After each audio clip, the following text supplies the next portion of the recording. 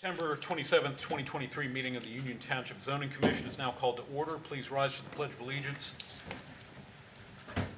I pledge allegiance to the flag of the United States of America and to the republic for which it stands, one nation, under God, indivisible, with liberty and justice for all. Forgot about having that hat on. Thank you, everyone. Mr. McCormick, if you'd call roll, please. Sure. Mr. Smith. Here. Mr. Wing. Yes. Mr. Shannon. Yes. Mr. Lewis. Yes. Mr. Campbell. Yes. First item of business is, do we have a motion to approve minutes from our August 23rd meeting? I'll make that motion. I'll second. Regularly made and seconded motion. Mr. McCormick, if you would, please.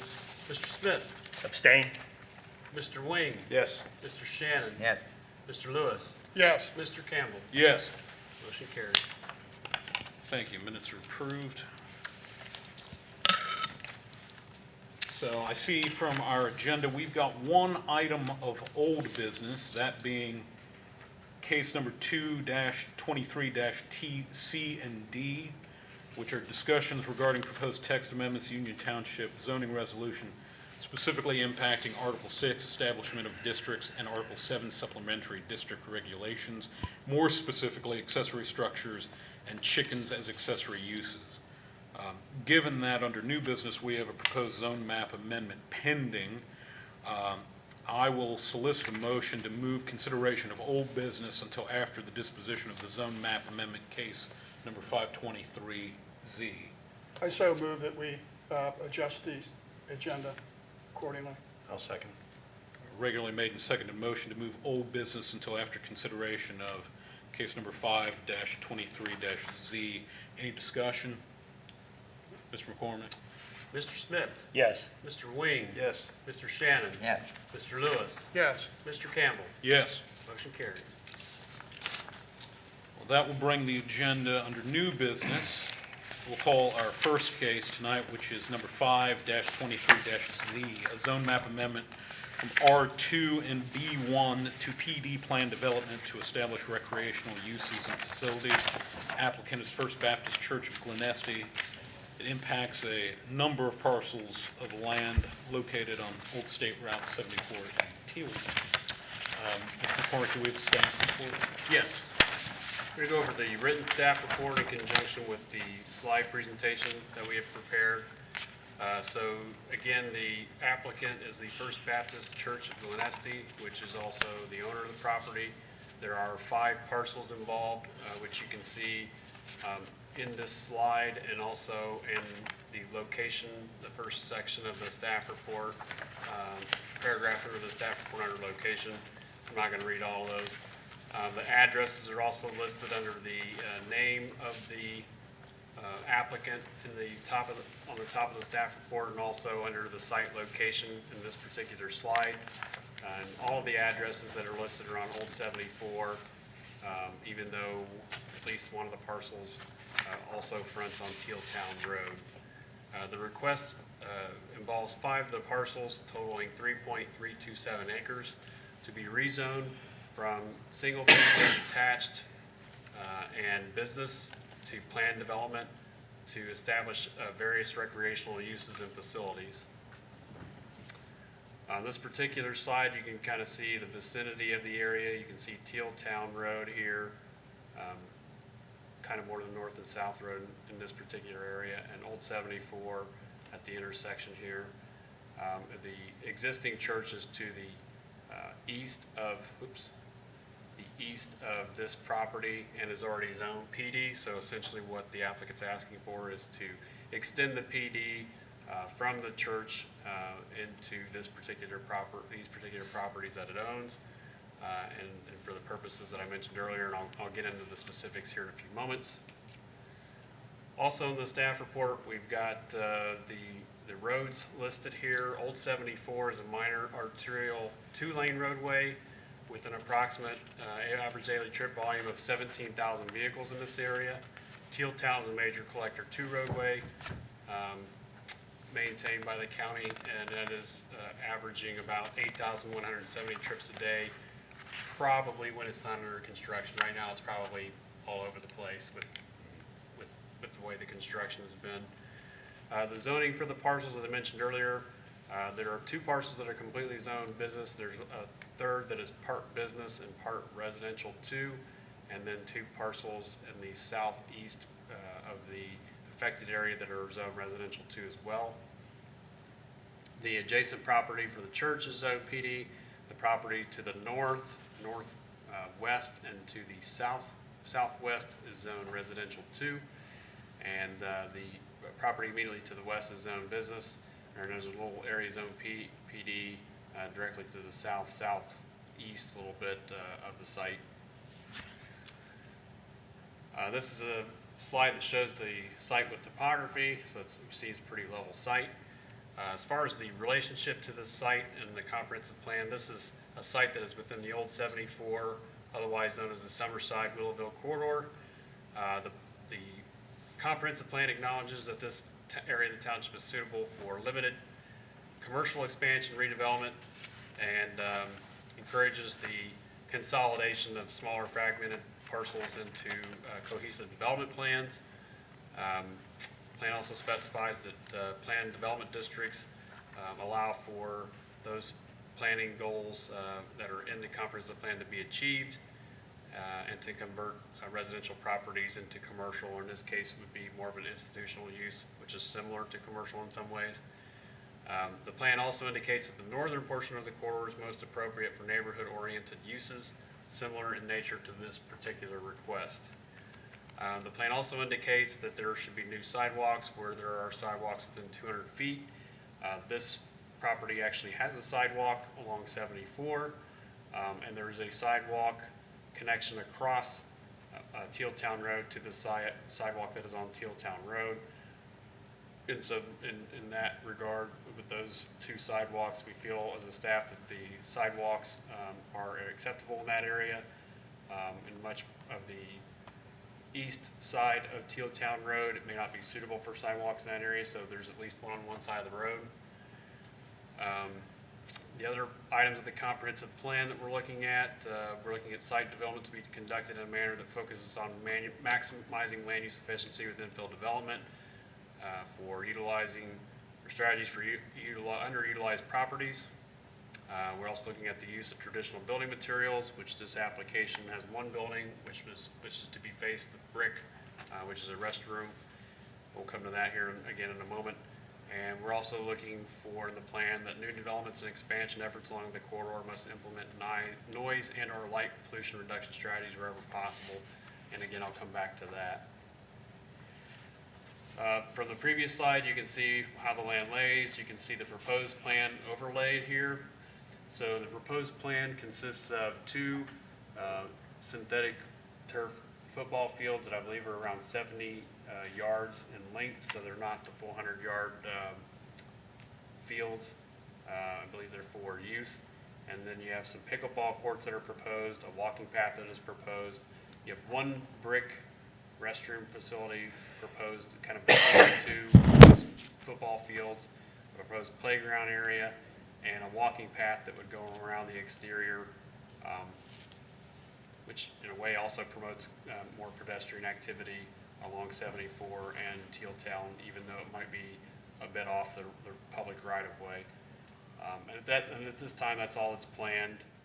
There are no bleachers proposed at this point. There is no additional lighting proposed at this time, and no additional signage proposed at this time for these particular improvements. This is the site looking kind of in a 3-dimensional manner, looking to the north. The part of the site's outlined there. It's really this whole area. I just can't outline it on the auditor's map without going about it a different way. In terms of some of the other relevant codes that were listed from the zoning resolution, we listed those from in part 680 to 687, and basically those set forth, what the purpose of the planned development districts are, what to do when we have a conflict, noting that the approved plan for the PDs govern the use moving forward, We've got the procedure to rezone the property to PD noted, the requirements for PD noted in section 684, and really the other more applicable section is the supplemental provisions with regards to section 687. So again, this is the proposed plan. All the things that I have mentioned here previously are a little bit easier to see here.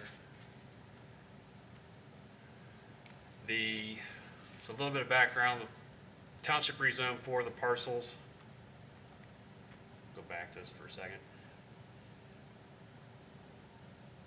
For the parcels to the east of the proposed site in 2004, which ultimately established the governing site development plan for the First Baptist Church of Glenesti.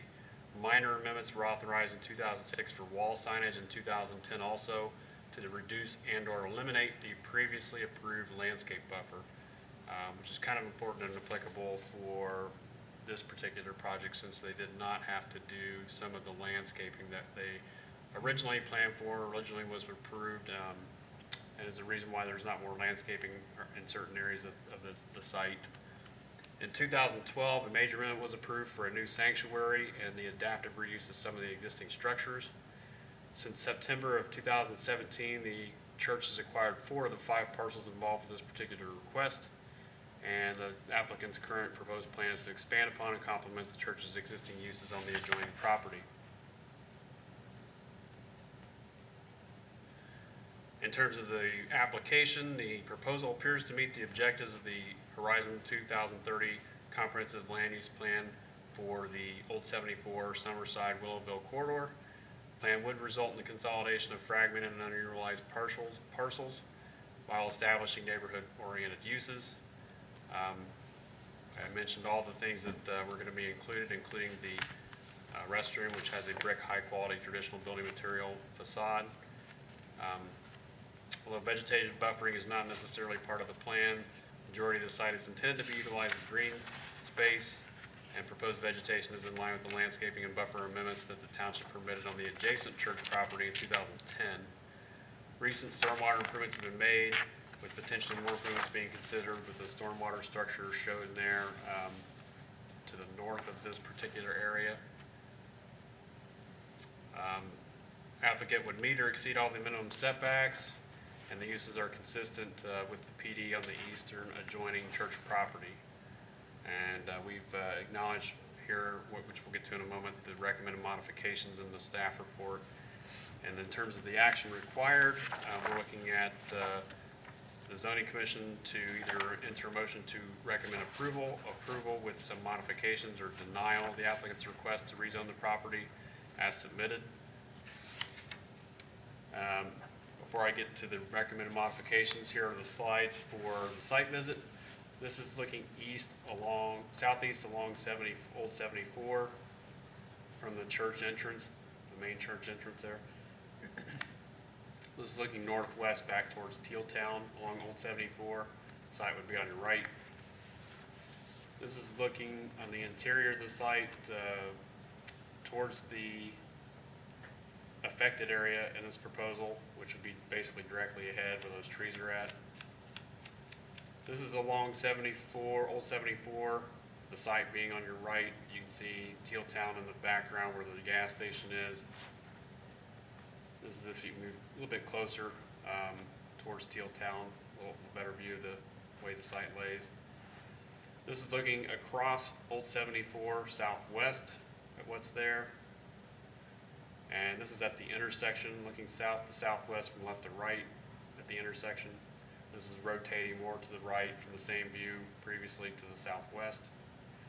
And this is looking directly west across Tealtown from the site. And this is if you basically rotate a little bit more to the west. There's a couple residential properties that are adjacent to the property. A house on the south side of the intersection there, southeast side of the intersection, and then this house here across Tealtown to the west. And then in this particular slide here, you're looking from the intersection across the site from north to northeast. There's a house there that is encircled by the church's property. And this is looking back from the intersection area towards the church, northeast to east. And this is looking towards that proposed potential detention basin area, which also is on the back side of the previously mentioned encircled residential property that fronts on Teal Town. The recommended modifications, of course, the applicants would need to address any concerns of the county engineer, soil and water district, or excuse me, water and sewer district, the building department, fire department.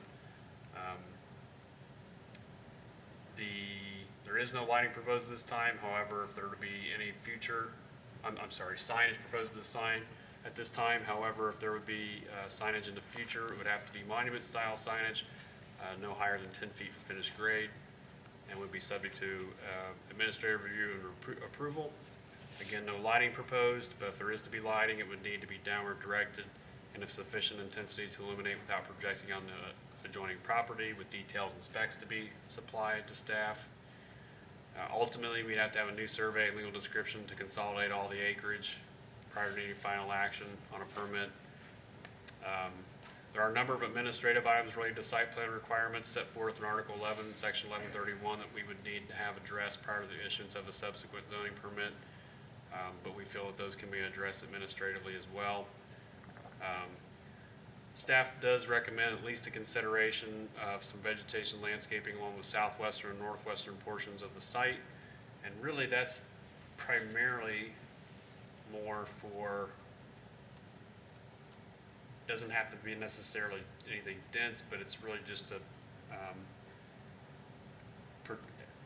may not be necessary initially, but it's more of a concern for maybe long-term if there is more in the way of lighting, signage, and/or something in the way of seating in those areas for that part of the site. We're not suggesting necessarily that it be required. It's just something that we're recommending that be considered at this point. And we also recommend a 10-foot high fence for the perimeter of the pickleball courts, because in doing some research and looking at what the township had, the standard height of the pickleball enclosures tends to be, rather than 6 feet, more 10 feet. 6 feet's not high enough. So that's just one other thing we looked at and had noticed as we were looking at the township's pickleball courts. That concludes the staff report. I have not received any calls about this or talked to anybody about this myself as far as one of the adjoining property owners or someone who has seen the sign that we posted. With that, are there any questions I can address? Any questions? I have none. I'm good. Okay, thank you, Mr. McCormick. Is the applicant or their representative here to speak on behalf of the case? Yes. Yeah.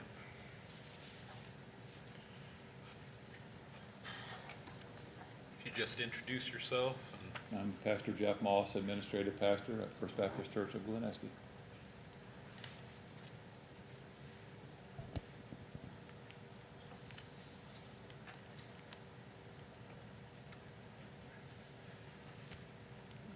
Oh, am I? Yep. Yeah, Oh, I thought if you'd like to talk about what you'd like to do. I We won't don't. pepper with too many questions, probably. Yeah, okay, I thought I was waiting for you to ask questions. No, please proceed. No, I think it's going to be a beautiful facility. As you can see, the fields are, they're the really high-quality synthetic fields. They're not just grass fields. They're Moats, who you may be familiar with, will be installing them, and they're the professionals in that area. So it will be very, very well done, very well maintained. As if you're familiar with our property, all of our properties are. And it's, Mark mentioned that maybe I should speak to the fact that there really will be nominal traffic issues. The games are for like 6th grade, maybe fifth or sixth grade and down. And it's only flag football, which is probably 10 children per team. So at max, if you have simultaneous games, you have 40 children and their families at any one given time. And of course, they would be off hours. Games would be on Saturdays. There would, of course, be occasional other informal activities on the field, like teenagers might play wiffle ball or something. But as far as the primary purpose, it's going to be to have this organization called Upward Flag Football League, which is something the church runs. So, that's it. Any questions from the commission for Pastor Moss? I do not. It's pretty straightforward. Thank you very much. Okay, thank you. So, am I reading? If you'd like to Oh, take okay. a seat, we'll. So at this time, there is no one else here, but we'll ask if anyone else is here to speak for the case. Anyone here to speak against the case or has any questions? Hearing none, we'll now close and go to our executive session and discuss the case. So, any I think discussion? it's a fine Yeah. proposal. I don't have any issues with it at all. Yeah, it seems like a natural extension of the previously granted plan development and a good use for what is otherwise vacant property. And it does fit a specific section in the focus district, calling for the northern section of that focus area to be more neighborhood-oriented development, whereas the south part of the Ohio 74, Summerside, Willowville is more business-oriented. So it fits the 2030 plan real well. Yeah, I would agree. I have a few comments. I guess one comment I'd have is that detention basin, based on the topography and the way the site goes, it's not really a conducive area for a stormwater detention basin. I know there's an existing basin just to the north. I would probably see that being more modified to handle the increased stormwater runoff. And then with that said, my thoughts are, I know it's a residential use to the north here. I didn't know, kind of leaning towards some mounting or screening along that east property line of the piece to the north, and some mounting and screening along that north property line. I know there's, just looking at it, there's two large trees, but for that, there's really no screening or buffering that would, buffer that adjacent residential parcel. So I'm kind of leaning towards some kind of mounting and buffering there. And just a clarification, I guess even the church parcel will be consolidated with these parcels that are listed here, Mark, is that correct? Includes all the parcels? That would be ideal. They would at least have to consolidate the pieces that are here. I mean, because parking is going to be part of this facility, correct? And it's with the church now, so The adjacent my property. recommendation would be all parcels are consolidated to one tax parcel. And then I just didn't, the sidewalk, I didn't know if it would behoove us to have them connect to the public sidewalk so that there's connectivity. Where would you make the connection? I don't know, there's a sidewalk all along Old 74. There could be a T or something, I could leave that up to the designers and staff to work through that, but it would provide some kind of, connectivity. Right now, it looks like we've got a public sidewalk that runs along the north side of Old 74. It terminates, and to be honest with you, I was kind of even thinking of even eliminating the sidewalk that's proposed, the inner sidewalk proposed along I guess it's their west property line, and that a public sidewalk be considered along the frontage, so that we kind of keep our public sidewalk system moving intact and moving forward. Yeah, but that sidewalk it ends as soon as you get past the end of there's no right-of-way anymore left to Right, develop a there's- sidewalk You beyond wouldn't be that. able to extend it down. But there would be future in the future, if developments or things come in the future, then, it continues on. I mean, in my personal opinion, I see. The houses are right on top of this street there once you get further down on Yeah, Tilltown. there's virtually no front yards in those. But there's no way for the residents along the east side of Tealtown Road to walk to the south. But there is a sidewalk on the west side, correct? Correct. But you have to cross the street. And there's no crosswalks or anything of that nature down that way. I mean, it's the same thing happens out here on Clough. I mean, we have sidewalks on one side of the street, and inner block, people that live in the inner block, they have no way of getting to the sidewalk located on the other side of the street, except of crossing, a three-lane highway. So those are my thoughts. I'm not saying we do that, but those are my thoughts. I know, that's just, and then I have one other point to consider. The the northwest corner of the synthetic fields is starting to get fairly close to the traveled roadway. And I'd be concerned about balls and, you know, whether, I know they mentioned flag football and it probably would be contained within, but if soccer balls or wiffle balls or things got hit, you know, and going out into the traffic, do we consider some kind of fencing along that west edge of that field, those fields, to create balls and whatever from going into the public roadway? What was the pastor's name? Moss. Mr. Mott, has there been any discussion with your architect regarding fencing on the northwest side of the, or around the area of the football fields?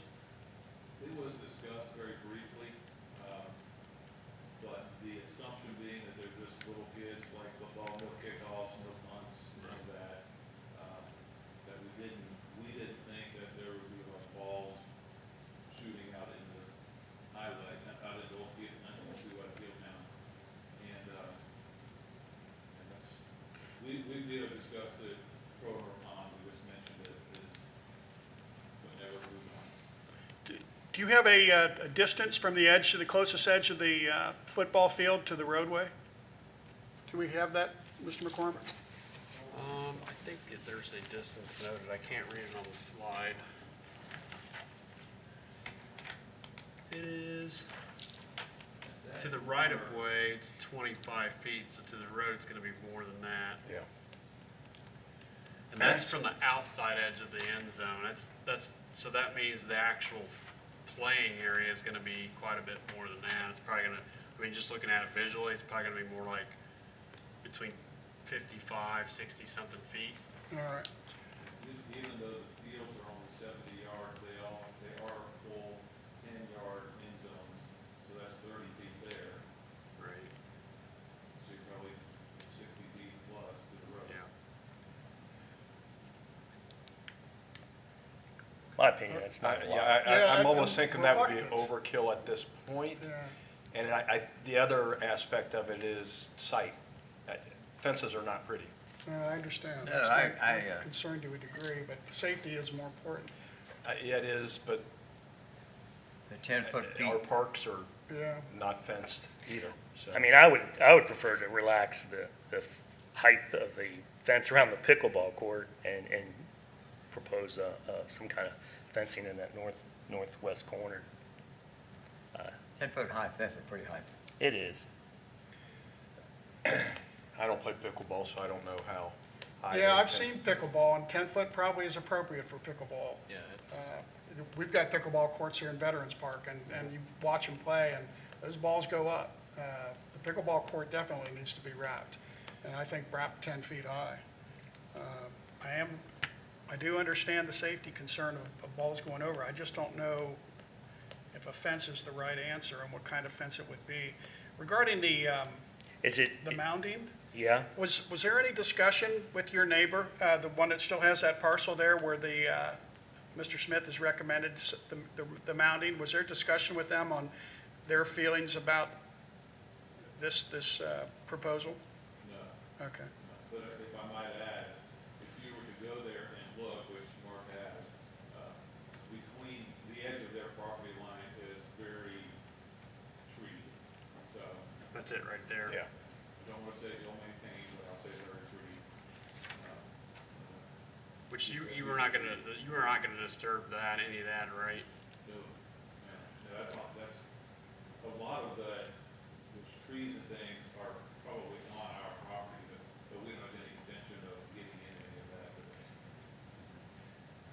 I think part of that's part of the reason why in the staff report we were alluding to the consideration of vegetative buffering and landscaping in the southwestern and northwestern parts of the site is one, because of the area of the house, two, because of the proximity of where the field that you're talking about meets up closer to the road, and the southwest, it was kind of the same area. And also consideration for the things that I mentioned earlier, in case they would add lighting, anything else.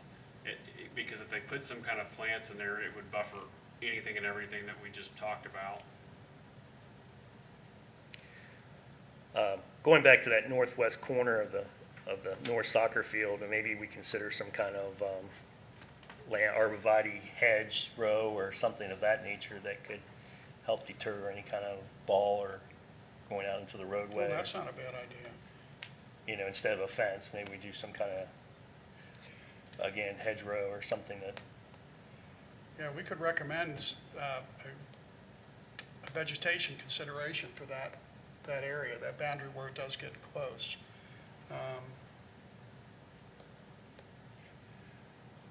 Yeah, some landscaping. We could recommend, what do we have in the recommendations currently on landscaping from the staff report? So I've got the southwestern and northwestern parts of the site, particularly along the shared property lines with adjacent residential uses, with your main residential user being the one that we've talked about. Okay. Well, I think that could include it, and as you work through the process of, if the trustees were to approve it, then that would be an administrative item that you and your staff could maintain and make sure that there was some type of buffering there to protect balls, because I see the concern there, of balls going through into the street, and I think that's something we need to avoid. Yeah, Okay. well, if you want to go as far as safety concerns, the other concern I would have is somebody not making that corner and driving into the fields. Yeah, But the only way you're going to do that is to put up a barrier. And now the cost is going to get significant, unless you were to mound up high enough, which would stop some of the balls too. So that's another potential. But that intersection prior to the revision, when they straightened it, it used to be a terrible intersection for accidents. I haven't seen a whole lot of them since the realignment, my understanding is it's way down. Yeah, I would think so. Your sight lines are much better now. Yeah. So, Yes, please. This is our engineer's drawing, which is somewhat arbitrary. What would prevent us just shifting everything to the right 20 feet and pull everything away from Gilltown Road? Would that suffice and give sufficient clearance there? that would give you 80 feet or better. Yeah, That'd be fine. And looking at this, there is room to shift this whole thing to the right and get more clearance on that Gilltown side. That would make you guys more comfortable. Does that work for you, Mark? Yeah, that would be one other way to handle it. Yep. Yeah, that'd be the less expensive way to handle it too, so. Yes. One question for you. So, being in the neighborhood, are the neighborhood residents allowed to utilize this when you're not, or how are you gonna handle that? And this is just more of a curiosity thing. I'm going to say officially no, because of the litigious world we're in. That's been our policy. We want the neighborhood involved. They're welcome to come and Right. participate in what we do, but just to officially be open to Right. whoever, I think we would not. Yeah, the walking path would be what I could see people wanting to use, so, Sure, yes, Right. that's fine. okay. And I know we're not going to keep the kids from playing on it. Right, but right. we're not- Just keep those bathrooms locked. That we would, yes. You gave the answer your attorney would like you to give, I'm sure, on that. That is- so we want to include, for the trustees to consider moving the football fields and the pickleball courts 20 feet west. Realign accordingly. Yeah. If it'll all slide over, that would be great. Okay. Oh, realigning the whole Yeah, proposed. well, you would have to, if you look at the map, like the restrooms and everything would have to, yeah, I think everything could just shift to the if everything was east, able to shift 20 over. feet. Yeah. Mr. McCormick, could we have the map back up? Just so Yeah, we you can wouldn't visualize it? necessarily, I don't know that everything would have to shift to the east, because you could probably slide down your playground area instead of shove it 20 Yeah. more feet east. Yeah. But you've got some space that's open there to move the playground, for example. Right. We could state it says, consider shifting the proposed development, consider adjusting the position of the proposed development to increase the distance between the roadways and the recreational area. Yeah.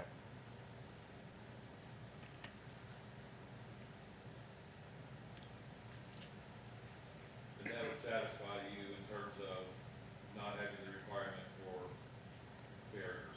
Right. Right.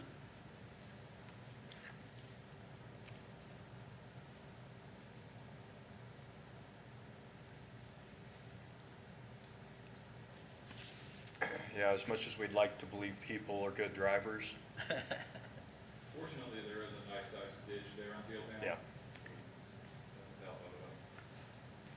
But I understand. I have had the same concern, I'll be honest.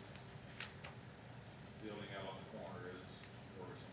Yeah, yeah, I think, you know, and you always have the option, if there is incidents that make you more concerned, to modify later, so.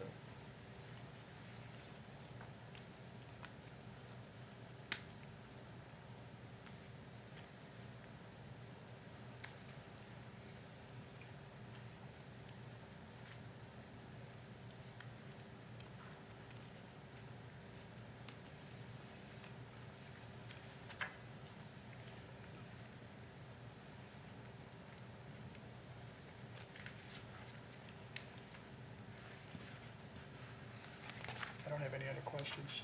Do we want to Anyone include else? anything on connecting? Well, I guess connecting the track to the sidewalk, that's the only thing we would connect. I don't know, there's nothing really leading to the track. I think I'm probably not, Especially I with the understand the desire for sidewalks, and I know that that's been a big push in the township. The problem becomes when you have these residential areas, are we going to be a township that's going to force people to pay for sidewalks in their own yards? It's a very expensive proposition, which is why it's not been done. Well, I don't know if we're forcing, I mean, you know, it's like this. I know a lot of municipalities in that, you know, when future development comes in, they make the developer, you and we know. are doing that. We are doing that, but the houses beyond that, unless the developer comes in and buys all those plots up individually, and I'm not really sure you would want to develop that as a developer, because I don't know if you've actually looked at those lots, but I they're very did. small.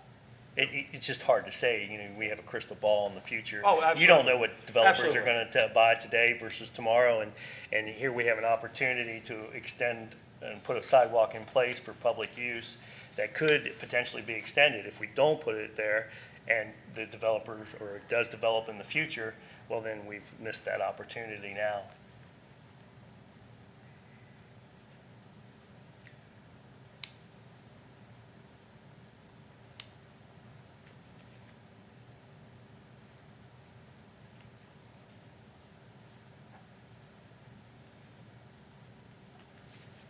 Yeah, I just don't, it'd be a sidewalk, my concern is it's another one of those sidewalks to nowhere.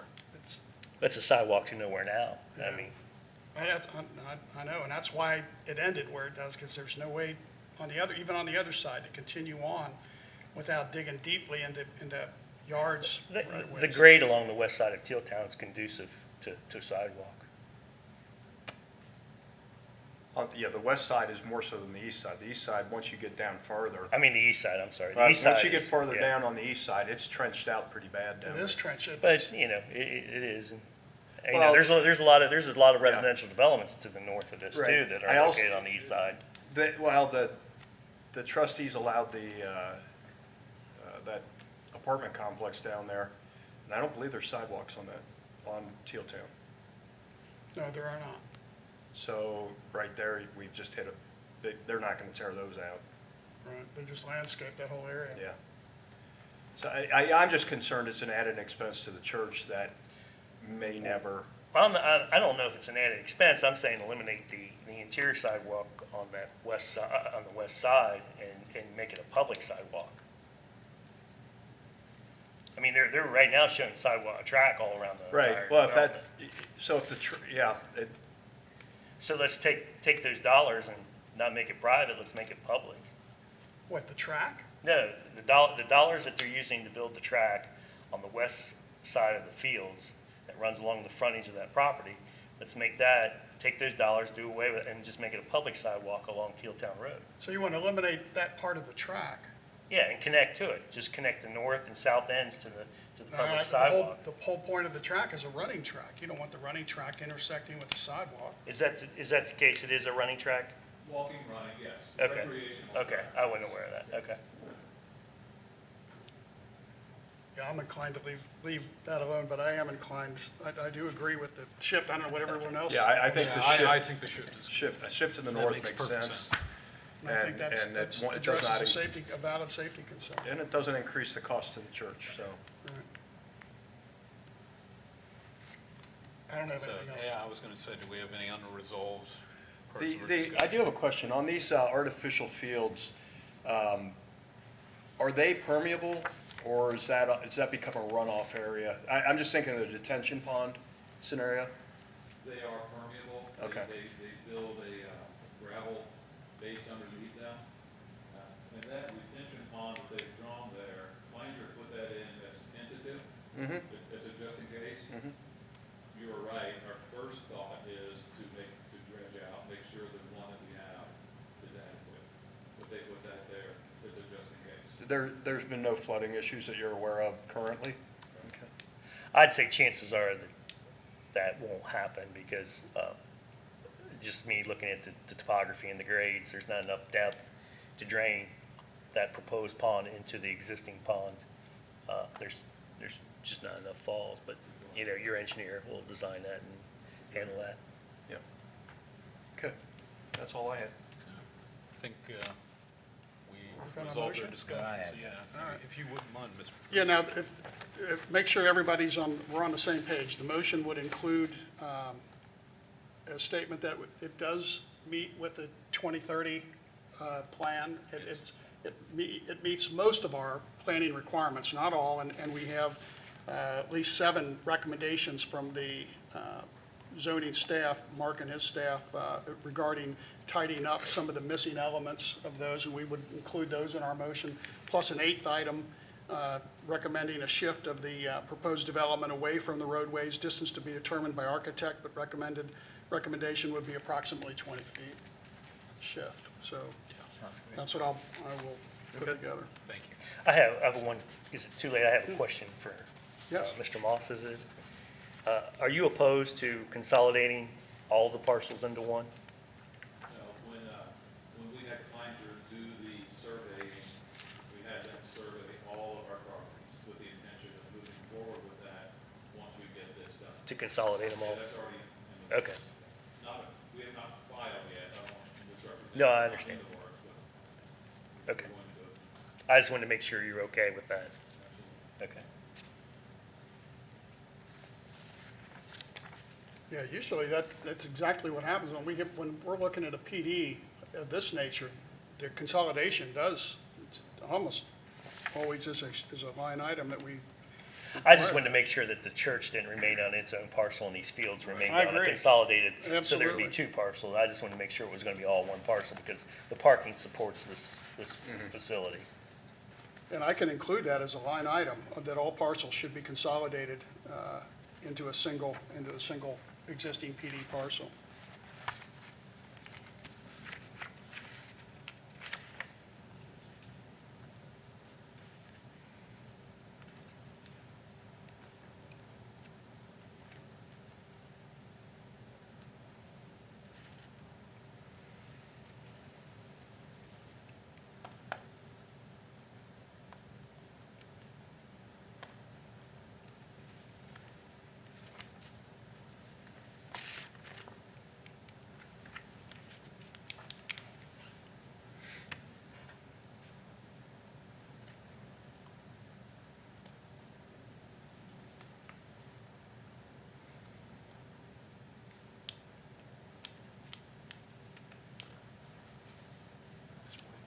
All right, I'm ready to make a motion. Regarding case 5-23-Z, First Baptist Church of Glen Estee, parcels 413-220.005, 413-220.006, 413-220.007, 413-220.008, and 413-220.010. The Zoning Commission finds that the submitted PD application and zone change request is consistent with the Horizon 2030 Land Use Plan, but does not meet all of the plan development application requirements of the PD district plan. Therefore, this commission recommends the submitted plan be approved contingent upon adherence to the noted modifications as specified in this motion. All required supplemental information and plan modifications must be completed and submitted to the planning director no later than 1 week prior to the trustees' hearing of this case. We have one finding of fact. The subject property is located within the Old State Route 74 Summerside-Willowville mixed-use corridor, which is a very diverse area that includes high-intensity commercial operations, general commercial trade services, professional offices, and residential neighborhoods. The plan indicates that the northern portion of the corridor is most appropriate for neighborhood-oriented uses similar in nature to those proposed with the applicant's request. Modifications would consist of the following. All recommended modifications as listed on page 6 of the zoning director's report. In addition, those are 7 modifications. Additional modification 8 would be the required shifting of the proposed development away from the roadways. Distance to be determined by the architect, but recommendation would be approximately 20 feet. And the final recommendation is all parcels must eventually be consolidated with the existing PD parcel. That concludes my motion. Is there a second? I'll second. A regularly made and seconded motion. Any discussion on the motion? Excuse me. Hearing none, Mr. McCormick, if you call roll, please. Mr. Smith? Yes. Mr. Wing? Yes. Mr. Shannon? Yes. Mr. Lewis? Yes. Mr. Campbell? Yes. Motion carries. Thank you. Thank you. Do the introduction, is that the next step? Yeah, I will get hold of you probably tomorrow. Thank you. Good day. Good night.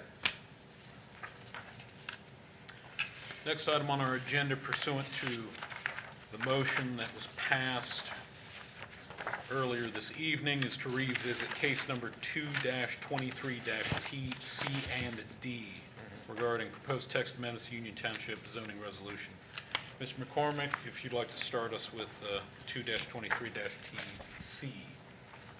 Yes, so what staff has done here is laid out an option that was very similar to what you saw last month with what the board had indicated they would like to see, board members indicated they would like to see as a change for option 1 for a revamped accessory structure section of code. And then we presented a second option, which is totally different.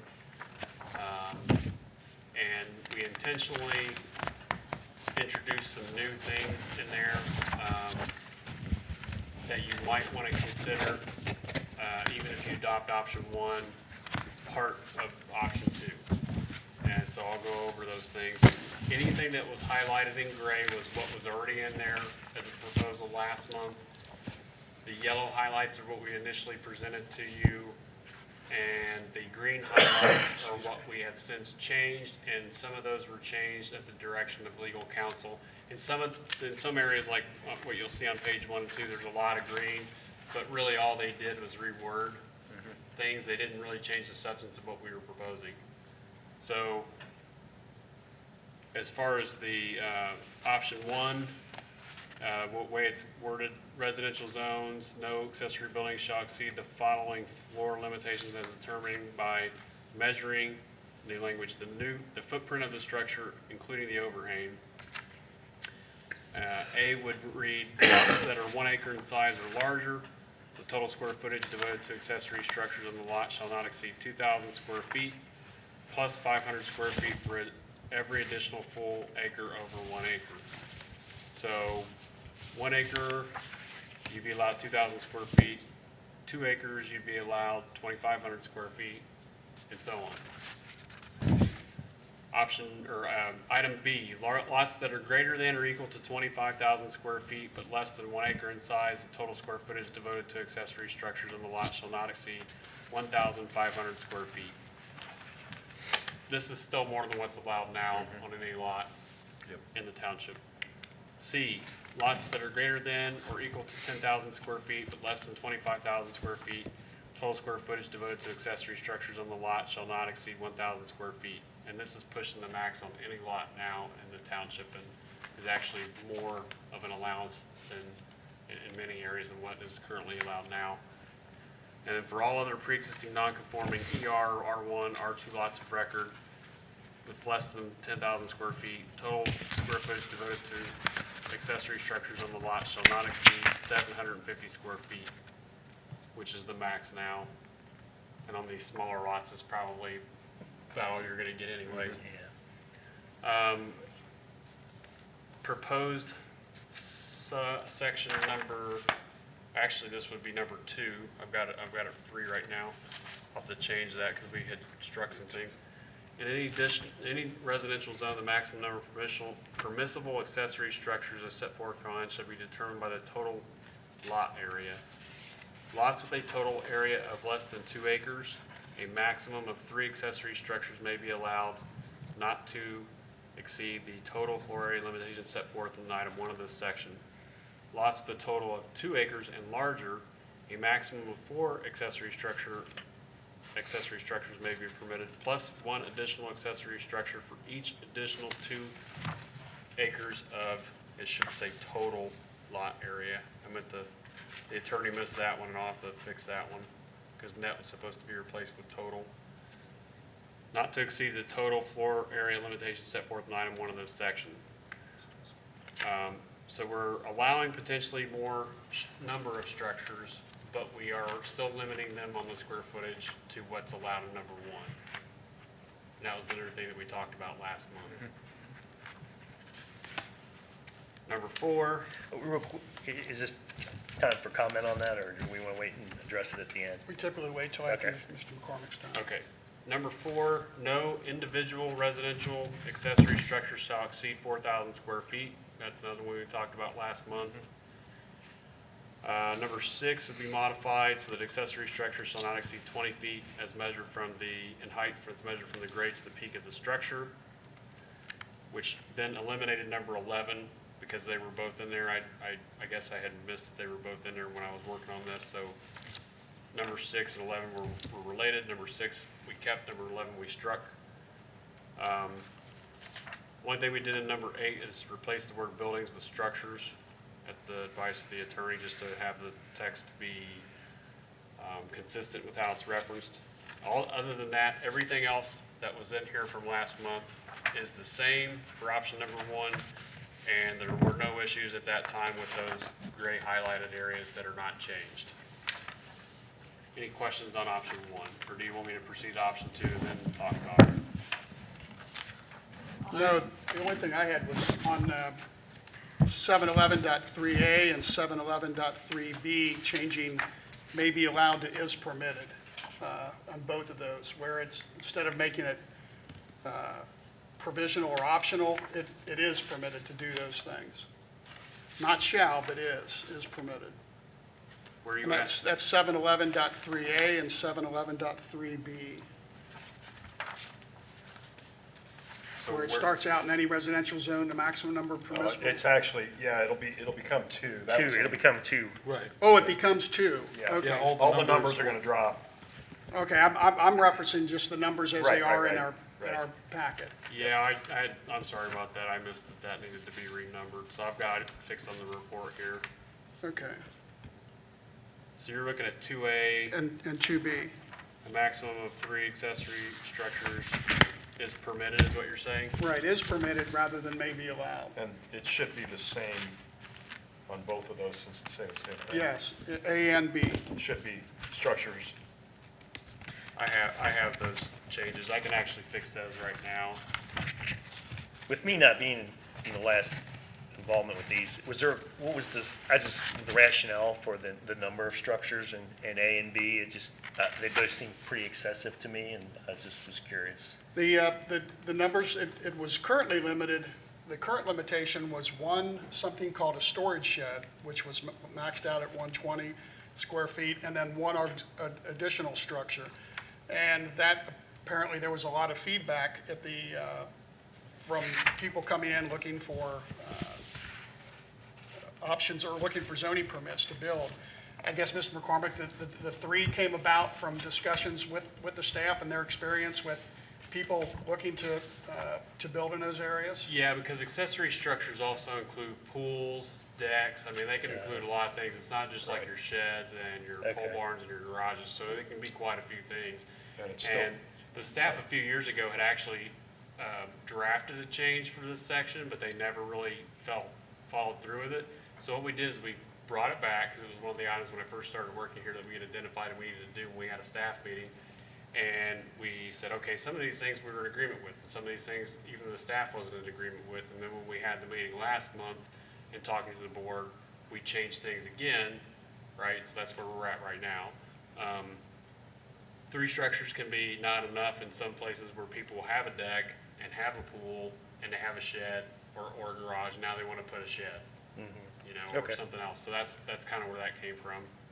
And the important part of that is they still, if they have, let's say they did make 3 sheds, the maximum combined square footage Yeah. can't be larger than what's And I listed. saw that, yeah, Okay. yeah. We're also- I just, 2 acre, anything under 2 acres, it just kind of stuck out that there's a lot of structures, but now that I hear that it's decks and pools and all that good stuff, so, yeah, yeah, I live on a little over an acre. Yeah. And on my property, you could very easily put 3 buildings without it looking right. Cluttered or, cluttered, yeah. okay, But that's up to the zoning, you know, when they permit and everything else, that's how that's controlled, so. right. Okay, We're also doing away with the old references to storage Storage sheds sheds and have been differentiating pulled out, them. right. It's all just auxiliary It structures, was right? a false, Accessory structures. Yeah. it was a And that false was distinction. removed. okay. Okay. Option 2? Did it again. I'll have to fix that later, because I can get it numbered right, I just can't get it to, I gotta move the margins over later, but it's correct as far as the text. Okay. So I've changed the things that we've talked about so far. Okay. Were there any things after number 2 as renumbered? No, I didn't have anything. No, I was fine with it. Okay, I can go into option 2, if you want here, just so we can go cover that. Option 2 is another way of potentially looking at things. Option number 1, you have, I think after we were said and done, 11 different things that we have to look at. You know, kind of a long list that says, here's what you can do, and it's like a couple pages long or a page and a half long. Option 2, completely different from what we've talked about before, would say accessory structures are permitted in all zoning districts in accordance with the provisions of this section. Accessory structures shall be incidental and clearly subordinate to the principal or primary structure of the property in terms of size and purposes except as specified herein. Accessory structures that are typically accessory in nature shall be subject to the following location and size requirements. Accessory structures may be situated in the front yard of a property provided that A, it is located 110% behind the front yard building setback requirement for the zoning district in which it's located. B, it can meet the minimum side and rear setbacks as set forth in this section. C, there is no public utility or drainage easement or other public or governmental easement which would prohibit or restrict proposed placement of the accessory structure. Accessory structures that do not meet the aforementioned requirements must otherwise be located behind the front wall of the principal structure of the property in the side or rear yard of the site.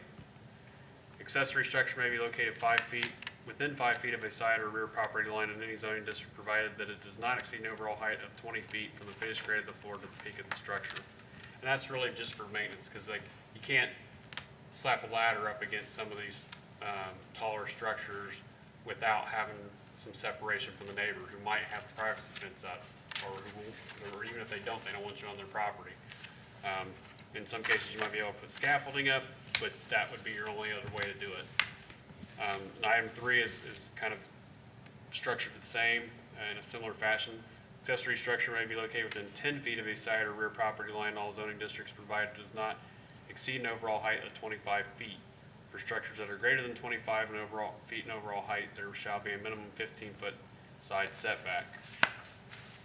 And after that, you've got gas pumps, canopies, automatic teller machines, and photo service facilities are permitted in the front yard, but shall meet all setback requirements in the applicable zoning district and be located a sufficient distance from the property line to allow safe pedestrian traffic flow. In addition, uses which are permitted outside display of products for sale can locate these products within the front yard. These display areas shall be organized and not cluttered in appearance and shall not obstruct traffic flow. Direct television satellite dishes which are less than 26 inches in diameter and ground mounted are permitted within the front yard. Playground equipment and similar uses do not require a zoning permit. Building permit may be required, but are required to be located in the side or rear yards unless a significant portion of the side and rear yard areas both exceed 20% slope or greater, in which case the property owner may seek relief from this particular provision by submitting a written appeal to the development director or his or her designee. This is a totally different approach. It is very similar to what I have written for other situations, and it's really a matter of what flavor you like, because at the end of the day, they're both kind of aimed to address some of the same things. It's just the manner in which you go about doing it. The option 2, one of the items that you don't have in option 1 is the ability for one to locate what is typically considered an accessory structure in the front yard. It's not so much a problem on the smaller lots, because at the end of the day, a garage in front of a house kind of sticks out like a sore thumb on those lots. But on a lot that is 2 acres to 5 acres to 10 acres, your house may be 200, 300, 400 feet back off the road. And if your proposed garage is going to be 50 feet in front of that, how noticeable is that really, and how out of place is that really to the neighbors? It may not be. So that was the reason for that percentage rule. Now, you can make the 110%, 120% of whatever the setback is. And then if the setback for ER is 55 feet, you're talking essentially about a 5.5 foot difference for 110%. If you make it 120%, you're talking about 11 feet, right? So the idea is that for those, it really more for those who are in those areas where they have a bigger lot size, that flexibility to have something in the front yard. Your front yard is defined by the front of your house. If someone chooses to build in the back part of their property, everything in front of their front wall of their house to the street is the front yard. That's the way it typically is in every ordinance that you'll read, or every zoning resolution that you'll read. And that is different than the defined front yard setback that you'll see on a plat, right? Because those tend to be 25 feet from the edge of the right-of-way up to 55 to 100 feet from the right-of-way, depending on, how rural the district is or whatever. But that provision isn't at all in number 1, right? And then the text that you see on the next page about some of these other types of things that do not require a permit, we don't have any mention of that anywhere right now. I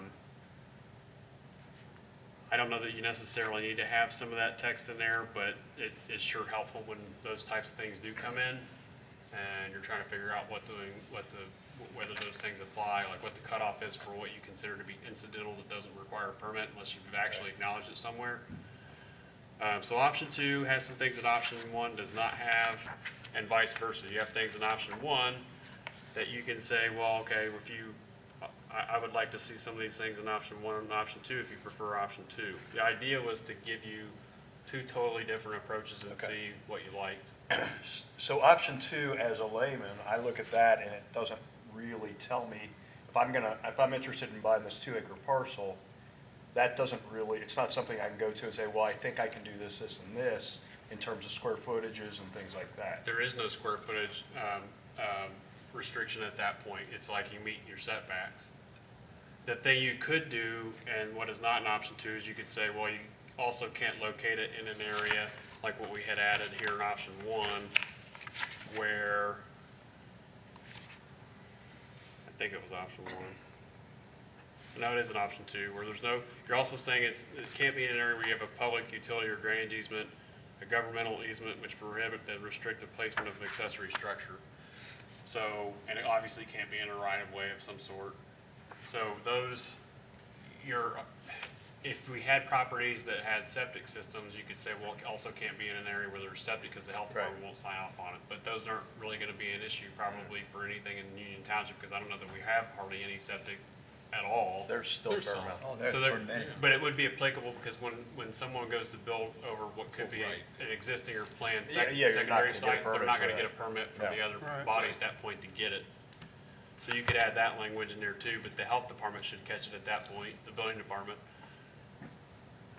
I mean, I like the work we did in option one, but when I saw option two, line item one in option two, it really started me thinking, well, how do we define boundaries? And that's what the meeting I asked for with Mr. McCormick was, is to try to get a better understanding of how rear and side, front, side, and rear lines are determined. And it was kind of eye-opening to me, and that's I could see a marriage of part of option two into our option one. I still like the fact that we've got the specifications for square footage, for number of units, and controls in that area, but I was surprised how limiting our current definition of setback was for deep set properties, and how much of their property they can't make use of. And so that's what the pictures, if everybody's got a copy of current front and side yard boundaries, it'll show you how it is currently done today, and incorporating option one, replacing one aspect of option one with one aspect of option two, we can resolve this. But if you look at the current front and side boundaries, those are houses that are varying different setbacks. The top right one is setback. Let's say that setback is exactly what is allowed for that zone. The next one below it, on the right, is set way back, and you'll see the lines defining its front and side where that person cannot make any use of that property in that area. Then we go back to another one that's set a little bit further back than required, than the minimum, but they still are limited to the point where they have the front of their house. Then you get into a circle, and based on where the angle of the house, it follows the circle with a radius, and I wasn't aware of that. It follows the boundary, follows in a cul-de-sac, it follows the arc of the circle. But you can see how far back the arc takes it from the adjacent property. So you got front yard adjacent to another person's side yard. Over on the left side is just some similar. But if you look at the proposed, using option one using item one from option two, you can see the modification it makes. So only a couple properties are impacted, but that second one from the top on the right, you can see FB is now a front buildable zone, and on both the left and right. So they can build up. They can't build all the way up to where the neighbor's building, but they can still make a lot more use of the side of their property. Now, the one thing that I've done here is I've kept the area clear in front of the house. I didn't know how people would feel about that. The option one without basically a no-build zone would make that whole area under FB, the front build zone across the front of it. But I'm showing a blanked out area in front of the house, and that's what I wanted to get feedback from the rest of the members on. But as you can go around and see at the very bottom right corner, you see how the build zone increases for the house back in the radius of the cul-de-sac. On the right, it affects it. On the left, there's no effect because the house is already at minimum setback, and there is no additional room to be had. On the very left side, third one down from the left, you can see again a deep setback, and it's partially in this cul-de-sac, and you can see how it would gain a little bit of extra use of the property. So the only, if we use one as it stands, that whole area in front of the house would be buildable around that arc. If we modify it a bit to say there has to be a clear zone in front of it, I can go either way on that, but I do think increasing it from 110 to 120 makes sense. Pushing it back even a little bit further. Our ER setback is 50, it would push it to 60. Our R1 is 40, it would push it to 48. That way, they're not, if somebody is set back and somebody's concerned about something being built, there is still a cushion, and they're not going to, the neighbor's not going to be building up all the way as far up as they can build, but it'll still give the other neighbor some realistic right of using their property. And so I've come up with those two scenarios, and I don't know what the rest of the board thinks about that. Doug, you probably got some experience in that area, I'm not sure. Based on your background, you have some engineering background? I do. You? I do. I guess I see this working again for a large lot development, for anything half acre or less.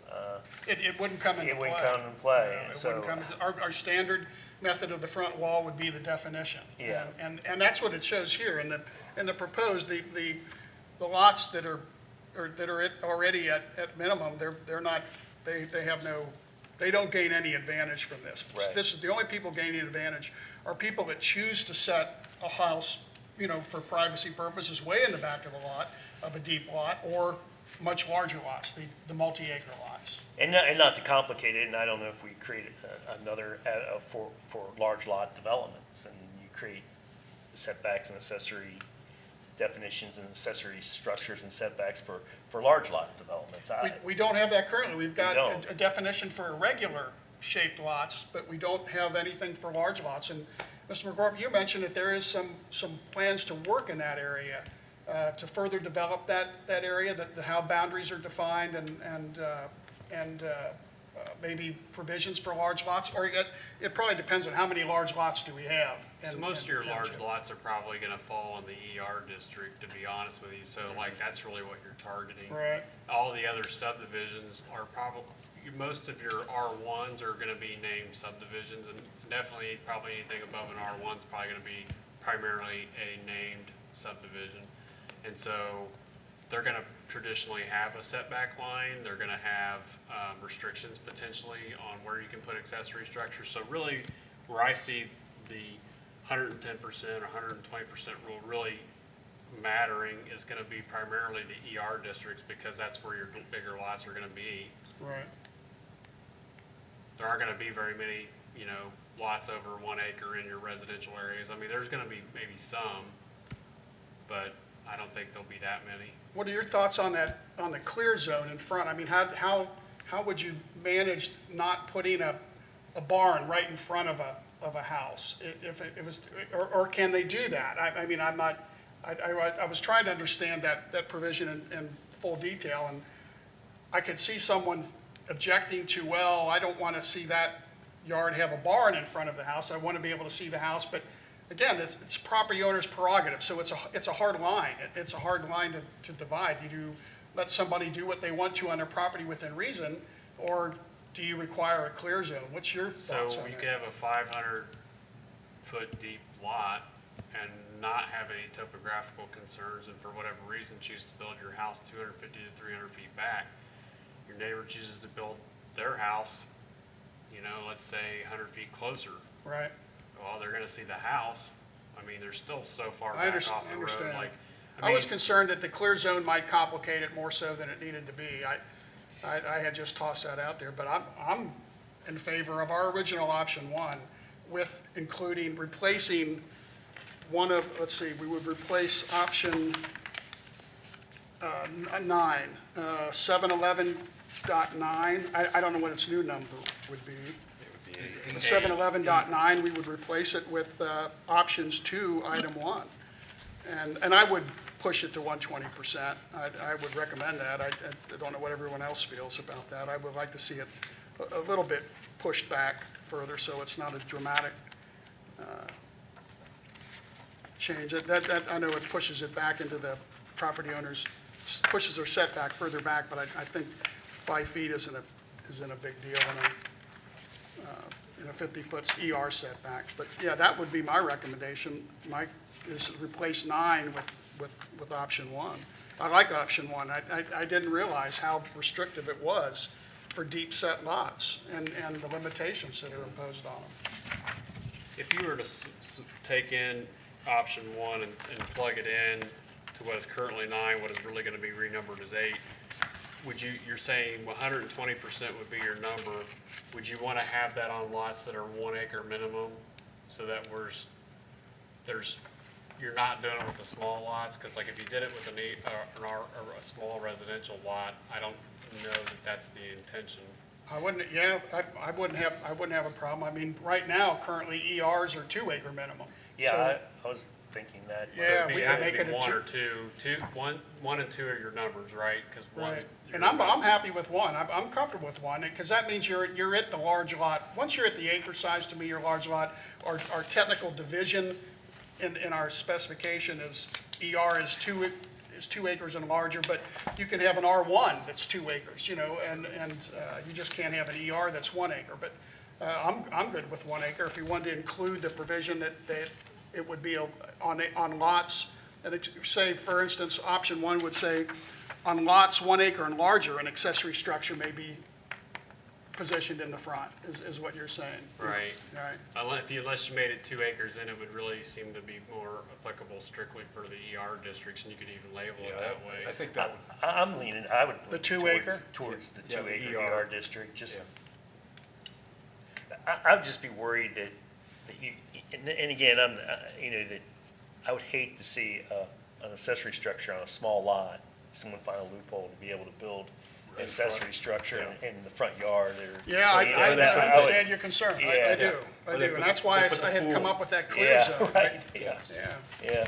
All right, I mean, I'm perfectly fine with that. I do like that idea, and I think that helps us, again, this whole process has been to try to put some more proper rights into the property owners of large lots to be able to develop their property and use their property in ways that aren't just restrictive for no clear apparent reason, and I think we've done a good job with that. But I do really like that additional option. I think for large lots, it makes sense. I do like having the portion of option 1, though, addressing square footage, so it's simple. Yes, I do too. Yeah, I agree I with like that. I like all the aspects of option You're one. gonna have, we want to attract more residents. Let's make it easy for them to figure out coming in instead of, well, we got to do the math and, Yeah. No, I agree. And if we're done, I mean, I can make a motion regarding this. We can close this out if everybody's comfortable with swapping. I was going to ask, are there any other sections of, it sounds like the commission prefers option 1 with the integration of number 1 from option 2. Are there any other elements of option 2 that we want to discuss integrating into our first option? The only thing would be that final line about incidental accessory uses that don't require zoning permits. Do we have that in option 1 anywhere? No, that paragraph, the very last paragraph, Right. I do not believe, Because that actually spells out some things for people as well.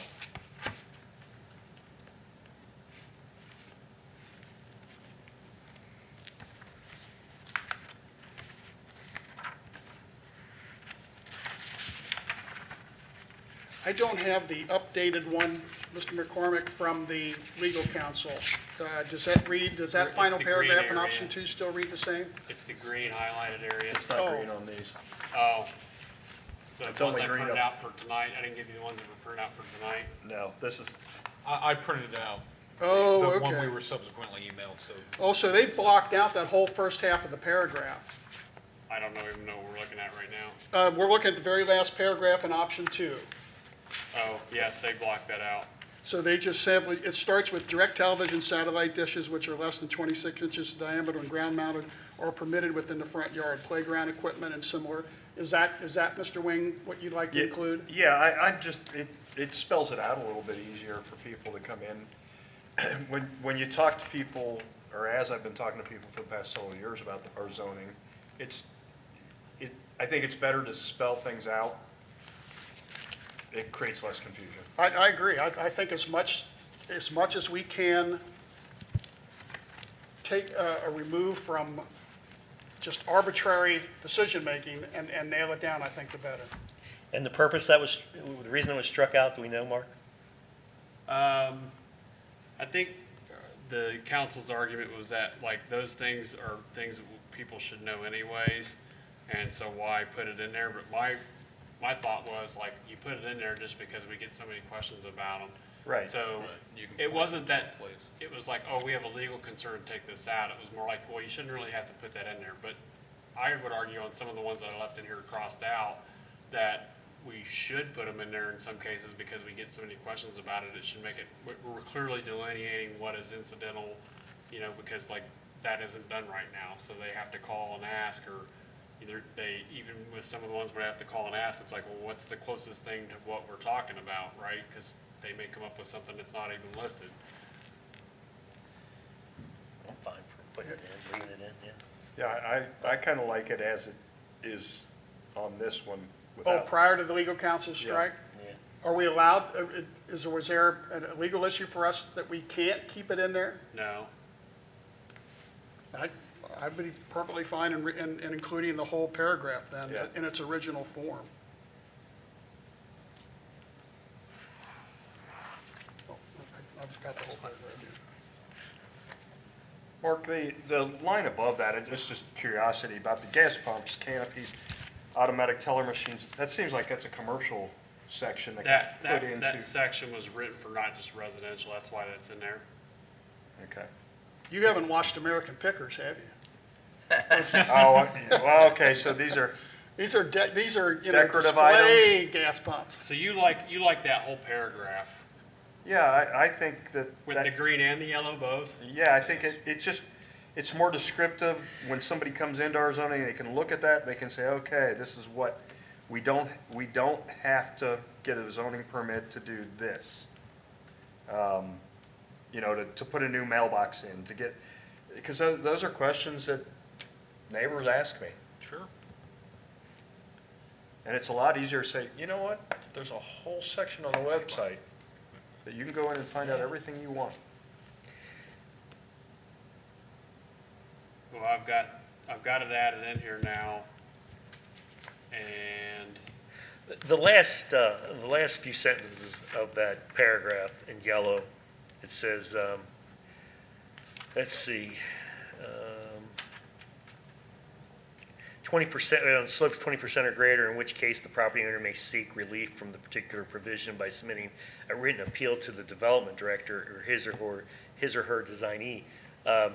So, that's for playground equipment and the like, because we do have people that will put playground equipment and trampolines in the front yard. And when I was talking about this with our zoning inspector, enforcement guy, he was basically saying, well, there are situations where people do this. And in his opinion, like, it is okay because like they don't really have anywhere else they can put such a thing on their property. and if you use landscape walls or whatever, you could still achieve that, I guess, right? Is that, You can. Well, that, like trampolines are not a permanent structure anyway. It's kind of like you see the people that have the metal carports stuck in their yard. According to the way I was told, as long as you can prove that that can be moved, it's not considered permanent.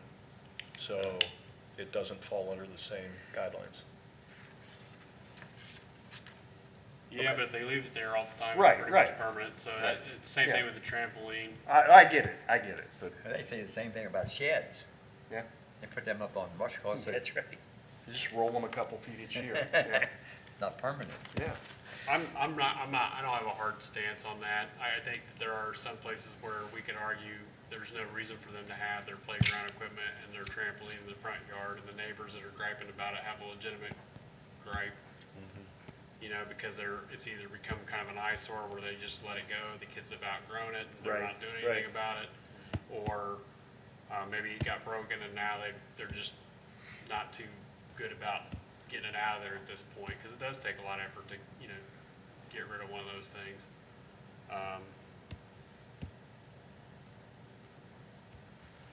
I'm okay with that either way, really. Okay. I can tell you that if somebody comes to me and says and I'm the one making the call about whether to allow it, it would have to be something I think is, I tend to be more on the strict side. I'd be like, well, can this really be done or not? It's not just about inconveniencing them by making them spend a little more money. The whole purpose of a variance isn't to say, well, I'm gonna save money, you should give me a variance. Money shouldn't be a factor. Right. And it certainly shouldn't be the main factor in driving into decision is whether or not to give somebody a variance.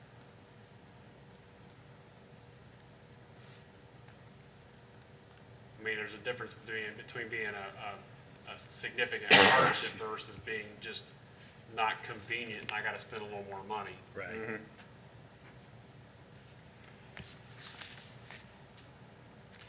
So in that case, I mean, if we just say, if we take off the portion about,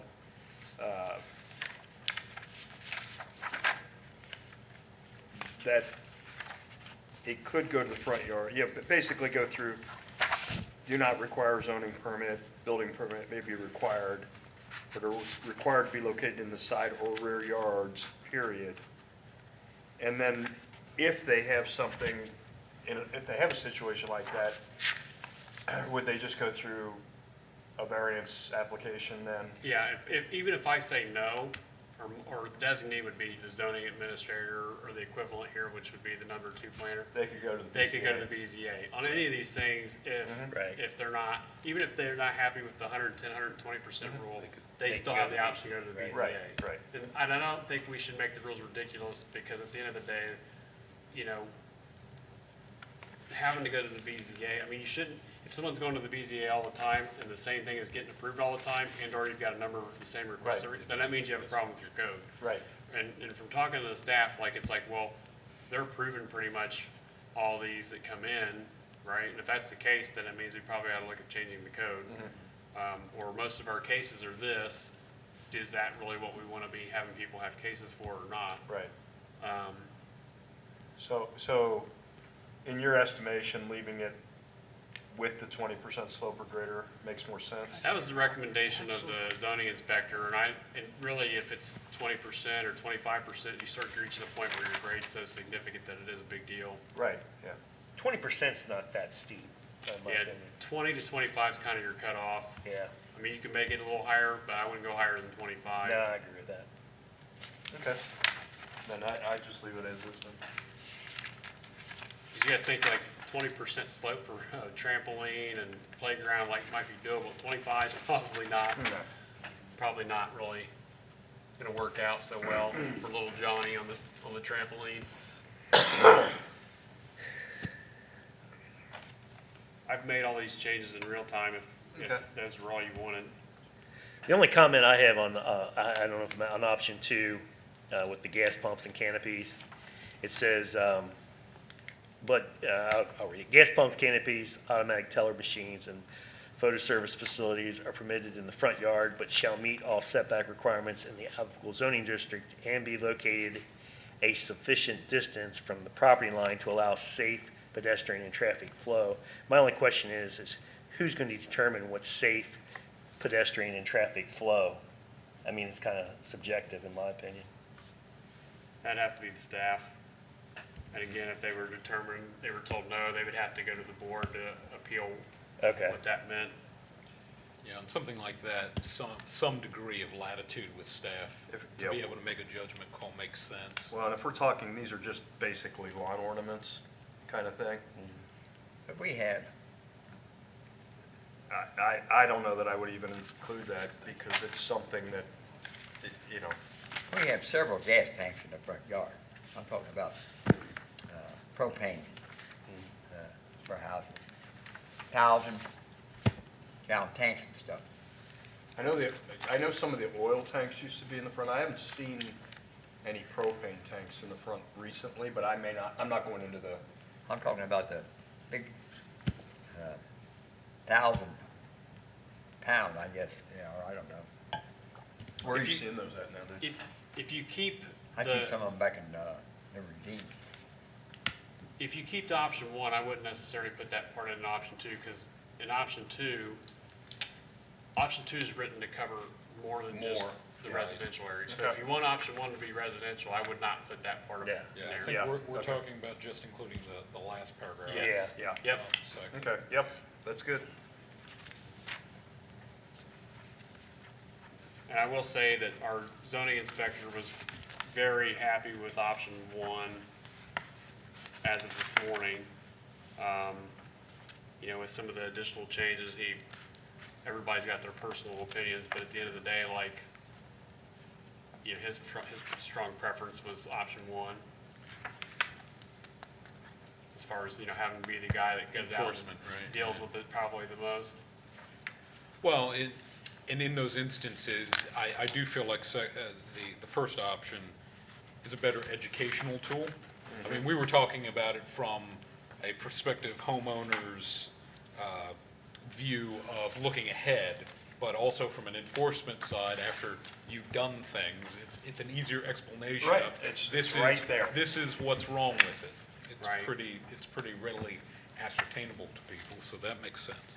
And going out and trying to explain and changing the code like this and comparing it to the old code, I mean, even if somebody has a problem with the new code, you can say, look, this is a heck of a lot better than what we had. That's always previously. nice. It's always nice to be able to. So, Okay. in fact, we have at least 3 or 4 people, I think, that are kind of waiting to see if this gets passed, because if it gets passed, they're likely not gonna have to get a variance. Right. I have people that regularly ask me the current status Yep. of some of these text amendments. Well, yeah, I mean, so some things to me are just so determined arbitrarily to force someone to go to the Board of Zoning Appeals. And the Board of Zoning Appeals shouldn't have to be bothered with things that, when you look at the big picture, if you don't stick to some very stringent concept of a line cutting something off and have some flexibility, then they shouldn't have to be dealing with that. They've got important things to do. It's a very They're plenty busy. important commission, the Board of Zoning Appeals. And, yeah, I'm hoping that this will ease some of that burden. So far, what I've got notes on is we're going to change in 711-2A, may be allowed to is permitted, and 711.2B, may be permitted to is permitted.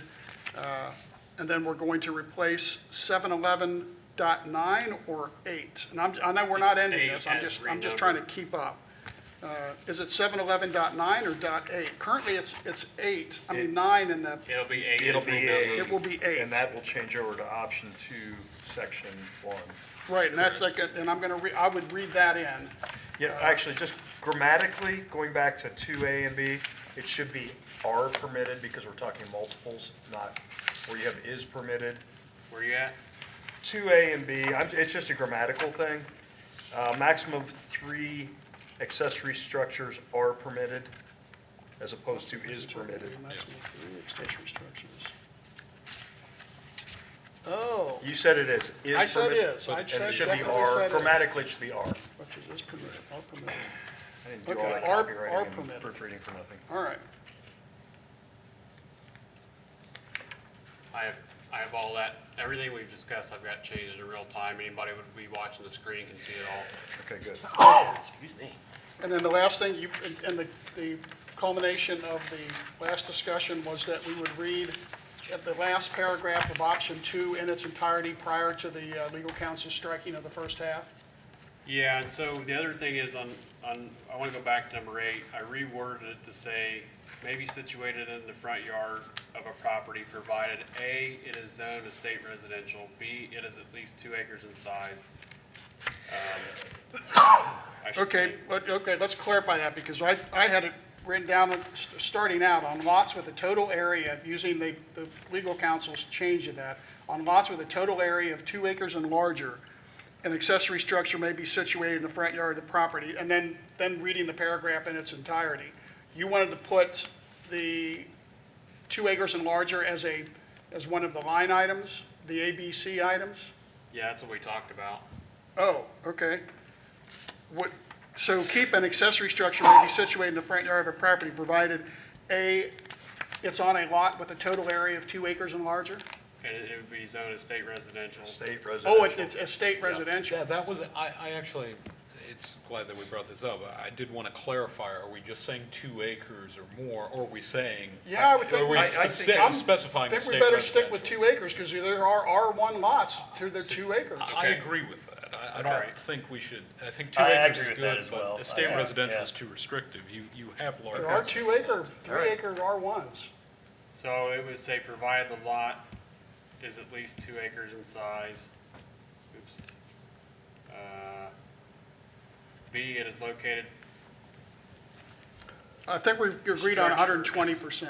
the structure, the proposed structure, the proposed structure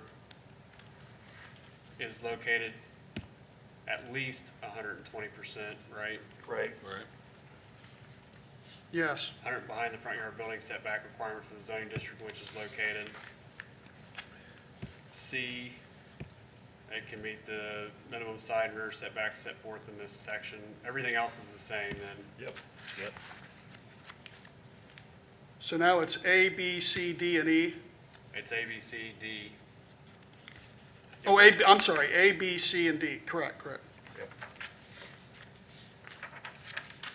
And then that last paragraph that you mentioned would be Number item 12. number 12. Yep. And it's essentially that last paragraph in option 2. Right.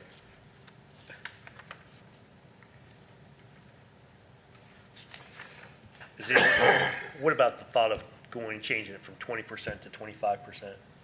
The slope, Yeah, I don't have any issue with that at all. I mean, it's really what, what does the inspector say? Did he say 20%? We talked about 20, 25. 25, I wouldn't go any worse than 25 because Right. that's pretty steep Yeah. at that point for those I'm just types of trying to give a improvements. little bit more flexibility.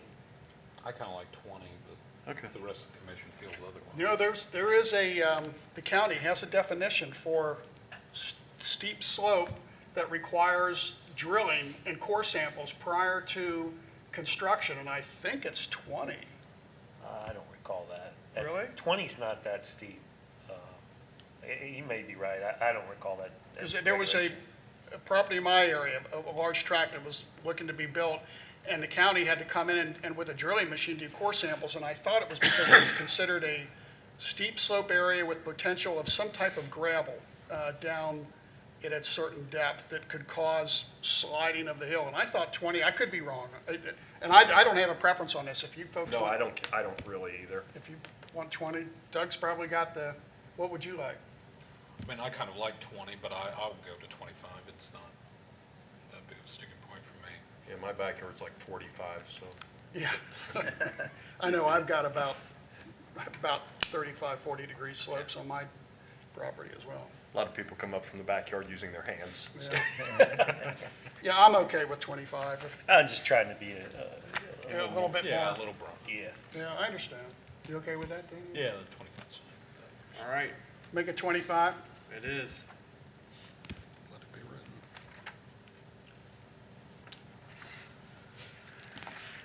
Does anybody else have anything else?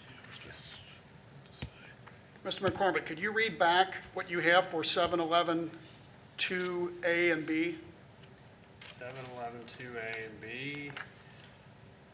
2A, lots with a total area less than 2 acres, a maximum of 3 accessory structures are permitted, not to exceed the total floor area limitations set forth in item 1 of this section.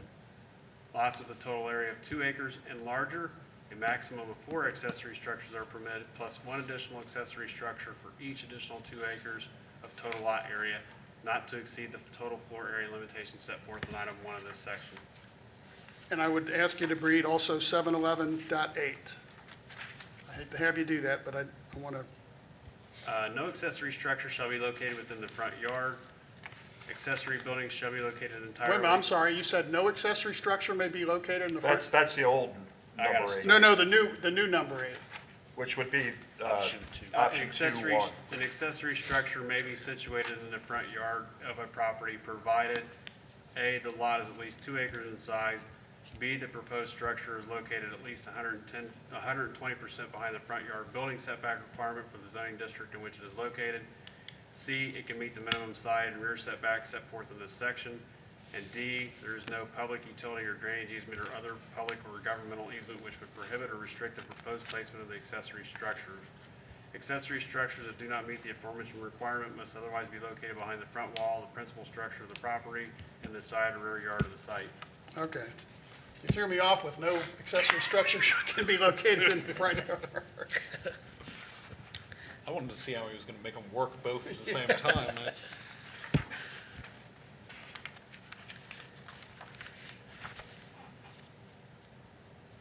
So I'm getting one of our trustees who is watching our meeting It's a 3-to-1 grade that requires core sample drilling. Oh, 3-to-1 grade. Yeah. Terrace Ridge is one of the subdivisions Okay. that has that issue.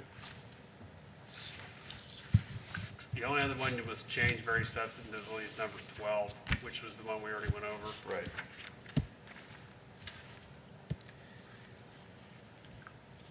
And just to confirm, that is the full version of paragraph Yes. 12 Yes. that doesn't contain With the the change of markouts. 25% slope. Right. Yep. Okay. Well, if that's the other thing, I can work on a motion. And That'd be would everybody be comfortable with me? What we did last time was we made a statement, basically, this commission reviewed the proposed text amendments and discussed and agreed to multiple modifications to the proposed text, which Mr. McCormick recorded. Our recommendation is to forward the recorded modifications to the Board of Trustees for consideration, rather than Yes. read fine with everything. Right. Yeah. Okay. I probably should mention before you take final action on that too, that the sections that go with this are sections 613 and 623 in Article Yes. 6. Yeah, and what I would do is, when I would introduce the motion, I'd say the modifications being considered apply to Article 6 and 7 of our zoning resolution. Yeah, because 613 and 623 are referencing the accessory structures as regulated in 711. And one line is proposed to be stricken and the other one's supposed to reference not one accessory building, but accessory structures as regulated. And that was approved at the last meeting essentially. Yes, and we talked about removing the note on the storage shed, which was taken out as well. Yeah. Yep. And in your report showed that being removed. Yes.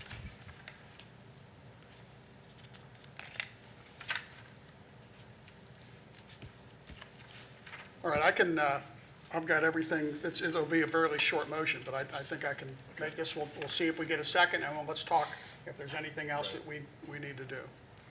Okay, regarding case 2-23-TC, zoning resolution text amendments.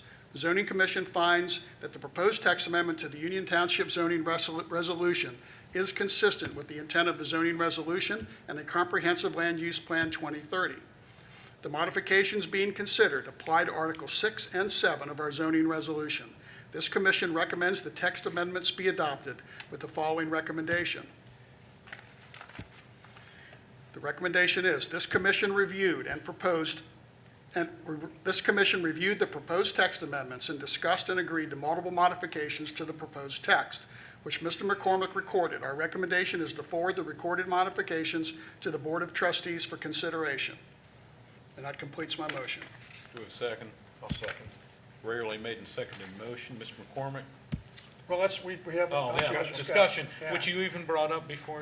Yes, so we've got a regularly made and seconded motion. Any discussion? So we had no changes to any of the Section 6, Article 6, in the staff report. I didn't have any changes to Article 6, and you've already got the changes to Article 6. In Article 7, Mr. McCormick already recorded 711.2.a and b, and then also the replacement of the front, I'm sorry, the item in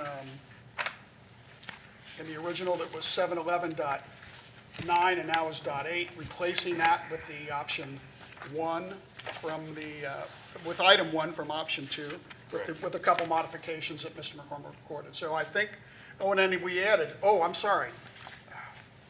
Oh, and then, and the final paragraph was included, 12, because right. you've made that modification in the mod.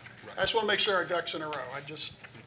We have spent a lot of time on this, and I hate to push it through with Ts not crossed and Is not dotted. All right, I'm done. Any further discussion? No. Mr. McCormick, now if you please call the roll. Mr. Smith, Yes. Mr. Wing, Yes. Mr. Shannon, Yes. Mr. Lewis, Yes. Mr. Campbell. Yes. Motion carries. Thank you. All right. Now on to the chickens. Exactly.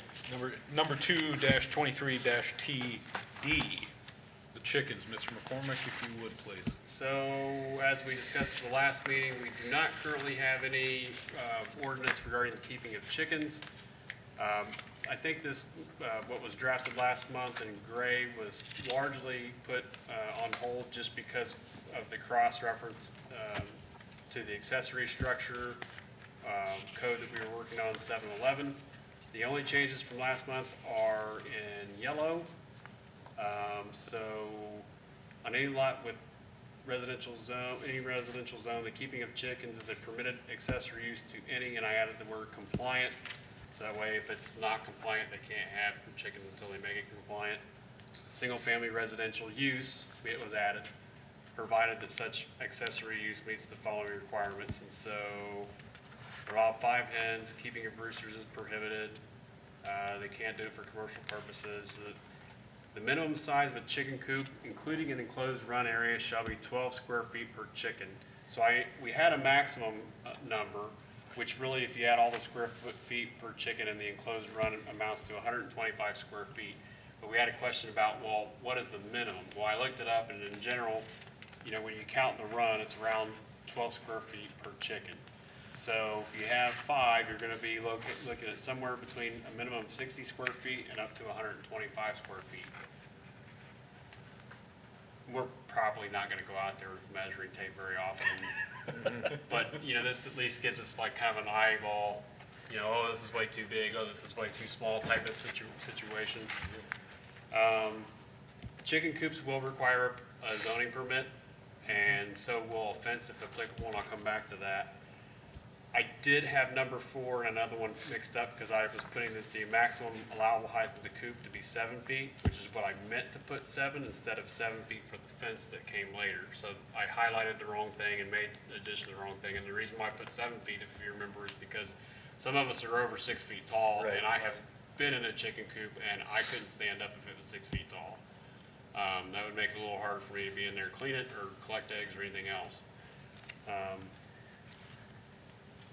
At number 7 was where I had accidentally plugged in the 7 foot. I changed it back to 6. I wanted to point out, though, that number 7 does say, in addition to the requirements for an enclosed coop run area, the rear yard of the property where the chickens are located must be enclosed by a solid wall or wood or vinyl privacy fence not less than 6 feet in height, which shall be installed prior to the establishment of chickens as an accessory use. Properties exceeding 1 acre in size shall be exempt from this requirement, and then the fencing would require a permit. So the zoning inspector brought up the point, like, hey, do we really want people to have to put in, you know, privacy fences that are 6 feet high in these situations, or, you know, is the acreage right with that or not? And so I told him I would bring it up for discussion.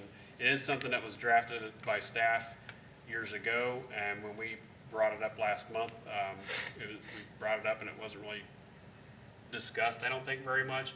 But that was probably the one item that I thought maybe we should just see if people are comfortable with that. If you have an acre or more, you don't necessarily have to put the privacy fence in there. He said in his opinion, he thought that they could put in other types of fencing to kind of contain the chickens. I mean, they're also supposed to keep them contained within the chicken coop from dusk to dawn. Right? So you're really just talking about trying to keep them from running free. I don't know that necessarily you'd have to go with the privacy fence, but your other options are, you know, a split rail fence wouldn't do it. You'd have to have a split rail fence with some kind of a grid behind it to try to make that work. Or you'd have to have chain link.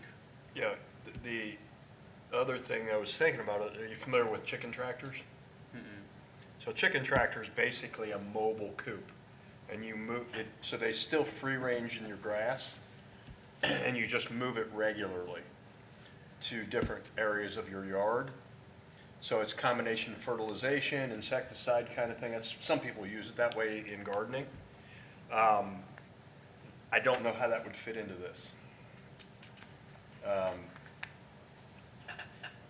Because it's not a permanent fixed structure. Well, I guess at that point, if it's not a permanent structure like most chicken coops would be, you would say it's considered more of an incidental structure, like the ones that we say aren't permitted anymore. You know, like that would be how you'd have to handle it. Okay. There can't be very many of those for most people anyways. I wouldn't think, I mean, my wife does a lot of gardening, so I see a lot of that stuff through her articles she shows me and stuff like that.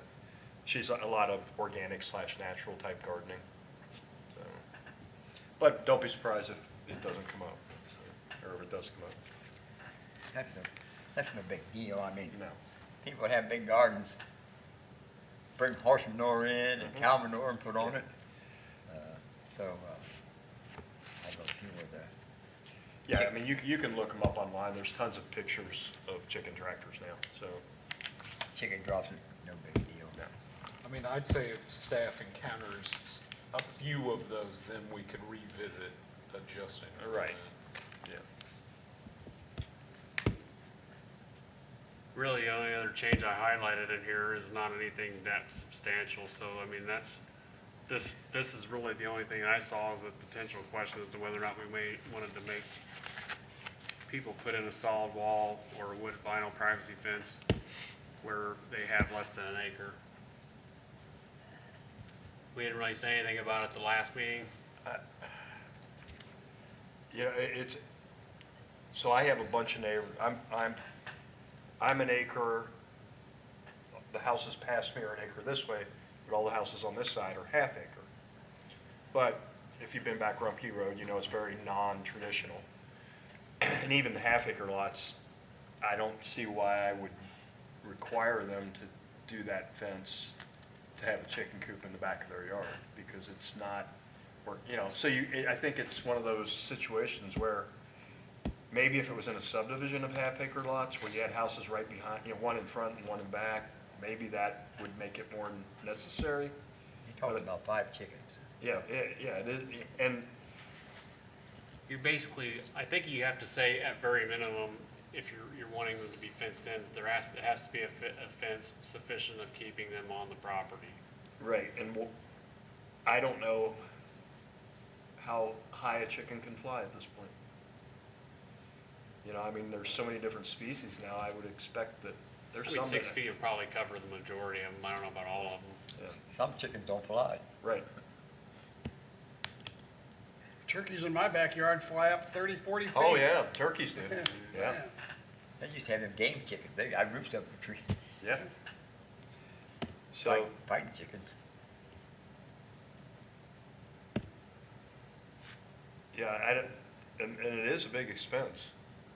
Your eggs are gonna get even more expensive if you have to do a privacy fence. That'd be the most expensive eggs you ever own. They're gonna be expensive already. Yeah. The predators, I think most people don't even think about how bad we are with predators in this area, See so. a lot more foxes now. Oh, I've got Been seeing 2 families of red foxes live on my 1 acre. Is that right? Yeah, and I have several owls. I'm right by the nature center, so I've got everything. Yeah. I've dealt with all that stuff. 2 years in a row, I had, fox had young underneath my pole barn. So would there be consensus then on moving this language away from solid wall, wood, vinyl privacy fence and more to a Containment fence? right, phrasing it more along the lines of what Mr. McCormick was saying, which is a fence sufficient to contain the chickens. Yes. And that gives staff a considerably larger degree of leeway on. I think that's a good What idea. is fine. I Yeah. think that makes sense to do.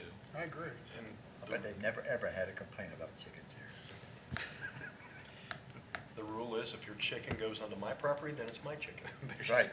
Possession is what, 9/10 of the Yeah, law, yeah, right? that's right. Yeah, I don't see a problem with that. Ownership transitory chickens. No, they're not my chickens. Are we They gonna, wandered over there now. now is the county gonna license chickens? Because Well, will that- they become pets? Well, we get tags, little tags.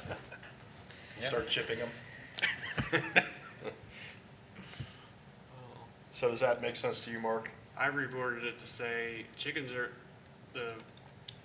in addition to the requirements for the enclosed coop and run area, the rear yard of the property where the chickens are located must be enclosed by a solid wall or fence not less than 6 feet in height, sufficient to keep the chickens on the property where they are being kept.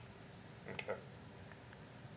I think the height probably still matters because they can get airborne to some level. I don't know if we would want to reduce it to 4. I mean, like, again, if it's slightly under 6, it's probably not gonna matter, but I don't know that a 4-foot fence is gonna do it or not.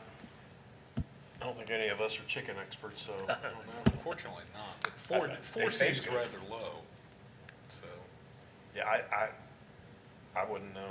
I've never had one attack me, or we want to talk about hogs, we can, I got stories on hogs. I mean, at the end of the day, technically, you're not allowed to have chickens on your property at all. So this is Right. giving somebody a way to do it. If they need to get a variance from one of these items, they still can. If we find out that over and over again, there's a problem, Then we- we're gonna find out. Yeah. Right. I mean, you hate to find out that you could have, wrote the code a little differently, but with something like this, we may very well find out that like one item like that may need to change. Yeah. And we're flexible. So your suggestion, leave it at 6 feet for now. Yeah, Okay. I'm fine with that. Yeah, me too. Reasonable. that was what staff had drafted previously, and it's a logical thing considering, like you said, the turkey's probably much higher. Oh, yeah. Some chickens barely get off the ground, some of them might be able to get a few feet off the ground. Seems like 4's probably pushing to too low. Might be. Okay. Seems like we've got a consensus. The rest of this is really the same as the last meeting, except for that one highlighted area on number 11. Chickens in their enclosure shall be kept in neat, clean, sanitary condition with the added text, with coop structure maintained in good condition and being free from offensive odors, excessive noise, etc. So we added that yellow Yeah. area. Yep. Everything else was in good shape as of last month. Okay.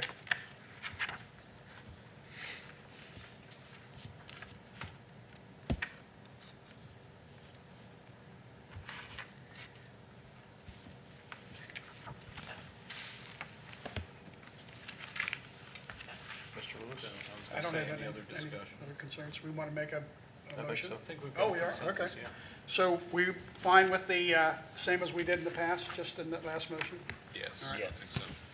Even simpler on this one.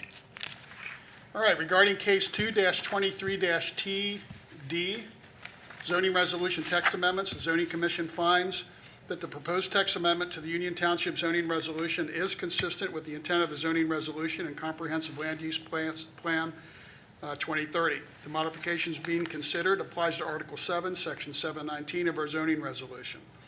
The commission recommends the text amendments be adopted with the following recommendation. This commission reviewed the proposed text amendments and discussed and agreed to multiple modifications to the proposed text which Mr. McCormick recorded. Our recommendation is to forward the recorded modifications to the Board of Trustees for consideration. That completes my motion. We have a second, I'll second. regularly made and seconded motion. Any discussion? I have none. No discussion. Mr. McCormick, if you would, please. Mr. Smith, Yes. Mr. Wing. Yes. Mr. Shannon. Yes. Mr. Lewis. Yes. Mr. Campbell. Yes. Motion carries. Okay, that brings us to our final item of new business, which is case number 3-23-T regarding proposed text amendments to Union Township zoning resolution specifically impacting Article 6, establishment of districts, and Article 7, supplementary district regulations, more specifically, solar energy systems. Mr. McCormick, if you have a report, please. Yes, so we do not have language in the zoning resolution for solar energy systems or solar energy of any kind. So the intent is to address things that are not considered large systems that are beyond the scope of what the township can regulate. The township sent a resolution through the trustees to the county regarding the potential prohibition of the township being used for large wind and solar projects. And so this is kind of like the step below that where, okay, we've tried to say we don't want the large solar and wind projects, and to be quite honest, you have a very limited area where those could even happen here anyways. But this is to address something as small as, what someone might want on their property for use as small as maybe a solar panel on their roof, to having solar on their roof, on the entire roof, to having a ground-mounted array for residential purposes, to something that might be more commercial in nature and be over several acres of land, for example. So sections 750 to 762 have been drafted. The first section proposed here is regarding the purpose and intent, with the purpose essentially, to paraphrase or not read the whole thing, is to promote the health, safety, and general welfare of the public, and to establish reasonable, efficient process for the review and approval of solar energy system applications, prescribe required distances and setbacks for SES, which is solar energy systems, from buildings, property lines, and easements, institute minimum performance regulations for those systems, and create standards for the removal of those systems and their appurtenant structures. And then we go through definitions. This code was put together through a lot of different model codes, a lot of other review of other ordinances elsewhere, and also kind of just trying to tie things together logically to kind of blend in with our code that we have here as much as possible. And then, of course, we had it reviewed by the legal counsel as well. And by the time we got done with it with legal counsel, the legal counsel thinks it's, I think, in pretty good shape, to the point that they're going to suggest to their township clients that, you know, hey, you look at what we've done, because they think it's really well written. So we have different definitions in here. One's for agrivoltaics, one's for, we have definitions for ground-mounted solar energy system, ground-mounted SES small, medium, and large systems, integrated solar energy systems, which are typically part of the building, and a lot of times they're for institutional, commercial, industrial purposes, but are more and more commonly probably start shifting towards residential. Was proposed that we remove the private solar energy system, which I didn't have a problem with, but that was one that I had originally had drafted. We have rooftop solar energy system, site size solar energy system in general, solar energy system accessory, and solar energy system commercial noted. And I mean, there are a lot of them are pretty self-explanatory. We have proposed section 752, solar energy systems not requiring a permit. So if it's a rooftop or integrated SES, which are both considered SESAs, accessory types of those, they may be established to serve permitted uses and not require a permit. So if it's a residential use, they can establish the SESAs and integrated the rooftop and integrated SESAs as a permitted use with the house. They can exceed the maximum building height of the building structure, which is located about 3 feet in all zoning districts. However, the collector surface and mounting surfaces for rooftop SES shall not extend beyond the exterior perimeter of the building on which it is mounted or built, unless the collector or mounting system has been explicitly engineered to safely extend beyond that edge and meets all applicable zoning setback standards. A building permit may still be required even if a zoning permit's not required, is essentially how that ends in 752. 753, general requirements for all SES. So the construction, operation, maintenance, repair, removal, modification, restoration, or enlargement of an SES following the effective date of this section shall strictly comply with all applicable regulations of this zoning resolution in effect on the earlier date of performance of the work or the date of the application for the Union Township's permission to perform such work. All property owners shall obtain at their own expense all permits and licenses. With respect to any SES that requires a permit from Union Township pursuant to this section, all applicants shall apply to the township to modify the height, relocate, or rebuild such structure. And then all SES shall conform to the industry standards for American National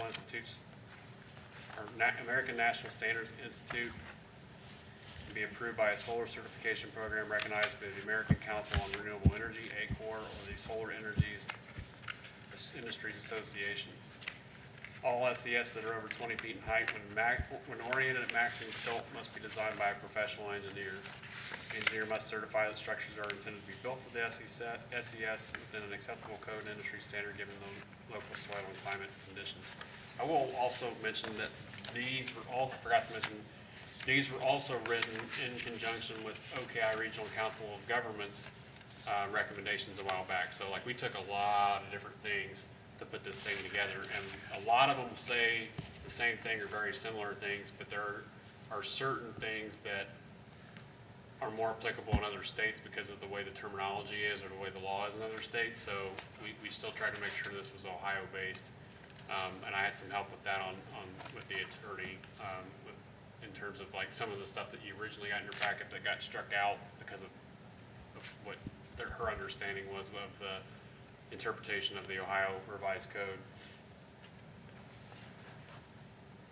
Design and construction, 754.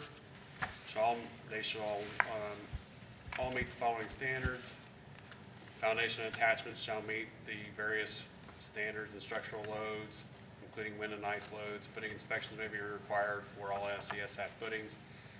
All utilities at the SES site, except for transformers, inverters, substation, and control, shall be installed underground and be in compliance with everything. Ground-mounted SES shall not be located over an existing utility easement unless approval is obtained by the applicable utility provider. SES and all accessory or associated facilities shall maximize the use of building materials, colors, and textures to blend in with natural surroundings. Shall minimize glare from the reflector affecting adjacent or nearby properties. Rooftop SCS on pitched roofs that are visible from the nearest edge of the front road right of way shall have the same finished pitch as a roof on the structures in which they are intended to be mounted, not more than 3 feet above the existing roofs, whether it's pitched or flat. All SCS and supporting structures must consist of a non-reflective but unobtrusive color. No signage shall be permitted.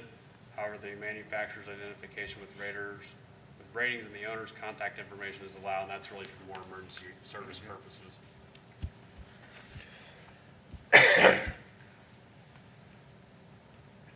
Solar energy systems, commercial project sites, acceptable access and turnaround area shall be provided to assure adequate emergency and service access. Maximum use of existing roads, whether public or private, shall be made to the extent practicable. Road construction shall at all times minimize ground disturbance in the cutting of vegetation and follow natural contours. If an easement is required for an SES in the property, easement shall be staked by a licensed and registered land surveyor to provide proof the improvements have been constructed within the easement. And as set forth in Article 5 of this resolution, the outside storage of materials, vehicles, products, parts, or similar items shall be prohibited unless approved as a principal permitted use through site plan review. See Article 11. If there's outside storage, the development director designee shall have the authority to determine the appropriate screening. 755, solar energy systems accessory, SCSAs.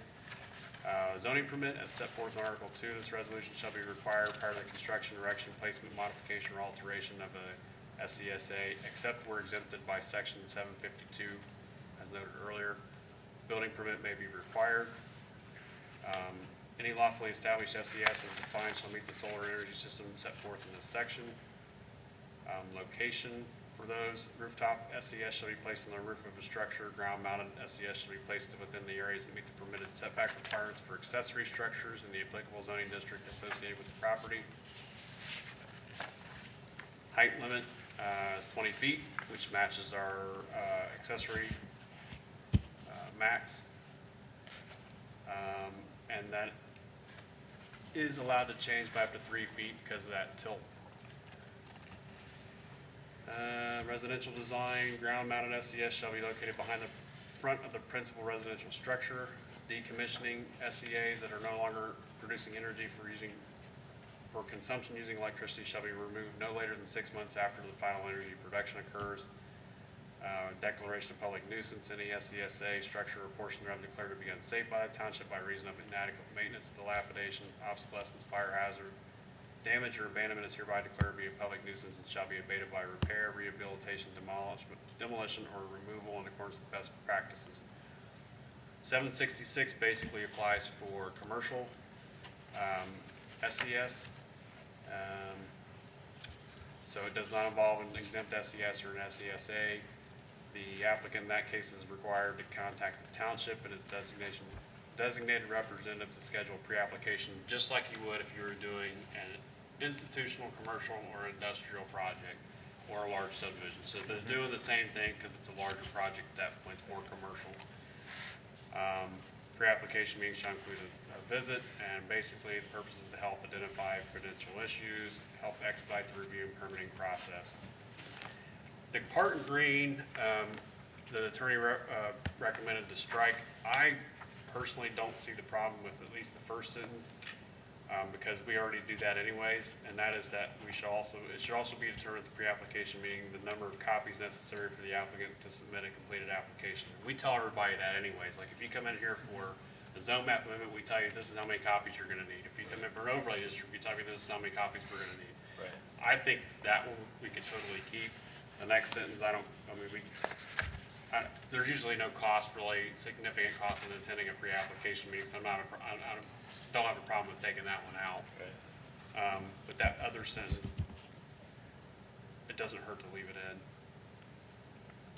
SESCs, this would apply to all industrial and business zoning districts. For SESCs that are proposed to be located in a state residential zoning district or a business zoning district, conditional use permit must be obtained. Actually, I should say M1 zoning districts only, there you go. Because the business districts, they are conditional uses. So that's the first sentence should just say M1. Site plan review in accordance to criteria 11 shall be required for SESCs, just like you would again for any commercial, institutional, industrial type of development. Have to meet the standards set forth herein. The location, this one's a little tricky. Minimum setback from adjacent non-participating properties. Sometimes they'll get leases for multiple properties, and some people are participating and some of them are not. So you have to pay attention to how these are worded. Minimum setback from adjacent non-participating properties. Any SESC equipment, including perimeter fencing poles and wire necessary to connect the facility to an electric utility, must be set back at least 150 feet from any property line of a non-participating landowner. Minimum setbacks from adjacent property for non-participating properties. Let me look at this here. Minimum setback from adjacent. Oh, this is for houses, which is different. So that's a 200-foot setback. Minimum setback for adjacent properties for participating properties. Property line setbacks between separate parcels of different ownership, both or all of which are participating part of SESC, may be waived upon agreement of the landowners. Minimum setbacks from primary structures for participating properties. In that case, all this equipment, fencing, poles, or whatever, must be set back at the same distance as the nearest primary structure on property that is part of the SESC. Minimum setbacks from adjacent properties for participating properties. Any SES equipment, including all that stuff, except for any pieces of equipment such as inverters that create objectionable noise sound levels during normal operations, which must meet the 100. Except for any pieces of equipment such as inverters that create an objectionable noise sound level. Create, I should say, objectionable, not with the and. Levels during normal operations must meet the 150-foot setback set forth in item C1 of this section for adjacent non-participating properties. Since we're making these mods live, in number 4, primary structure is mentioned. Are we standardizing on principal structure? I noticed that in a couple of the updates from legal counsel. Yeah, I can change that to principal. Okay. I think that was the word that I might have gotten, and I just went ahead and plugged it in that way, but most of the time they have in principal. Design, the height limit is still 20 feet with a 3-foot allowance for tilt. Fencing for commercial ones shall be located in a manner that prevents unauthorized access. SCS sites must have a completely fenced perimeter that is wildlife friendly. Usually there's a space there underneath and there's a grid that they can pop through. I mean, deer can't necessarily get through that, and the grid, but a lot of other animals can, or they go underneath or they go over. And this is a thing that a lot of companies are familiar with. Actually, when I began working on part of this, I should have mentioned also that in the past, when I've started working on such an ordinance, I have worked with a couple different consultants that worked in the solar energy field, and they were former planners. So they said, now we're working on this side of the fence, but we'll help you construct this code or give you our feedback. So a lot of this is still, if not the same, it's very similar, just more based around Ohio.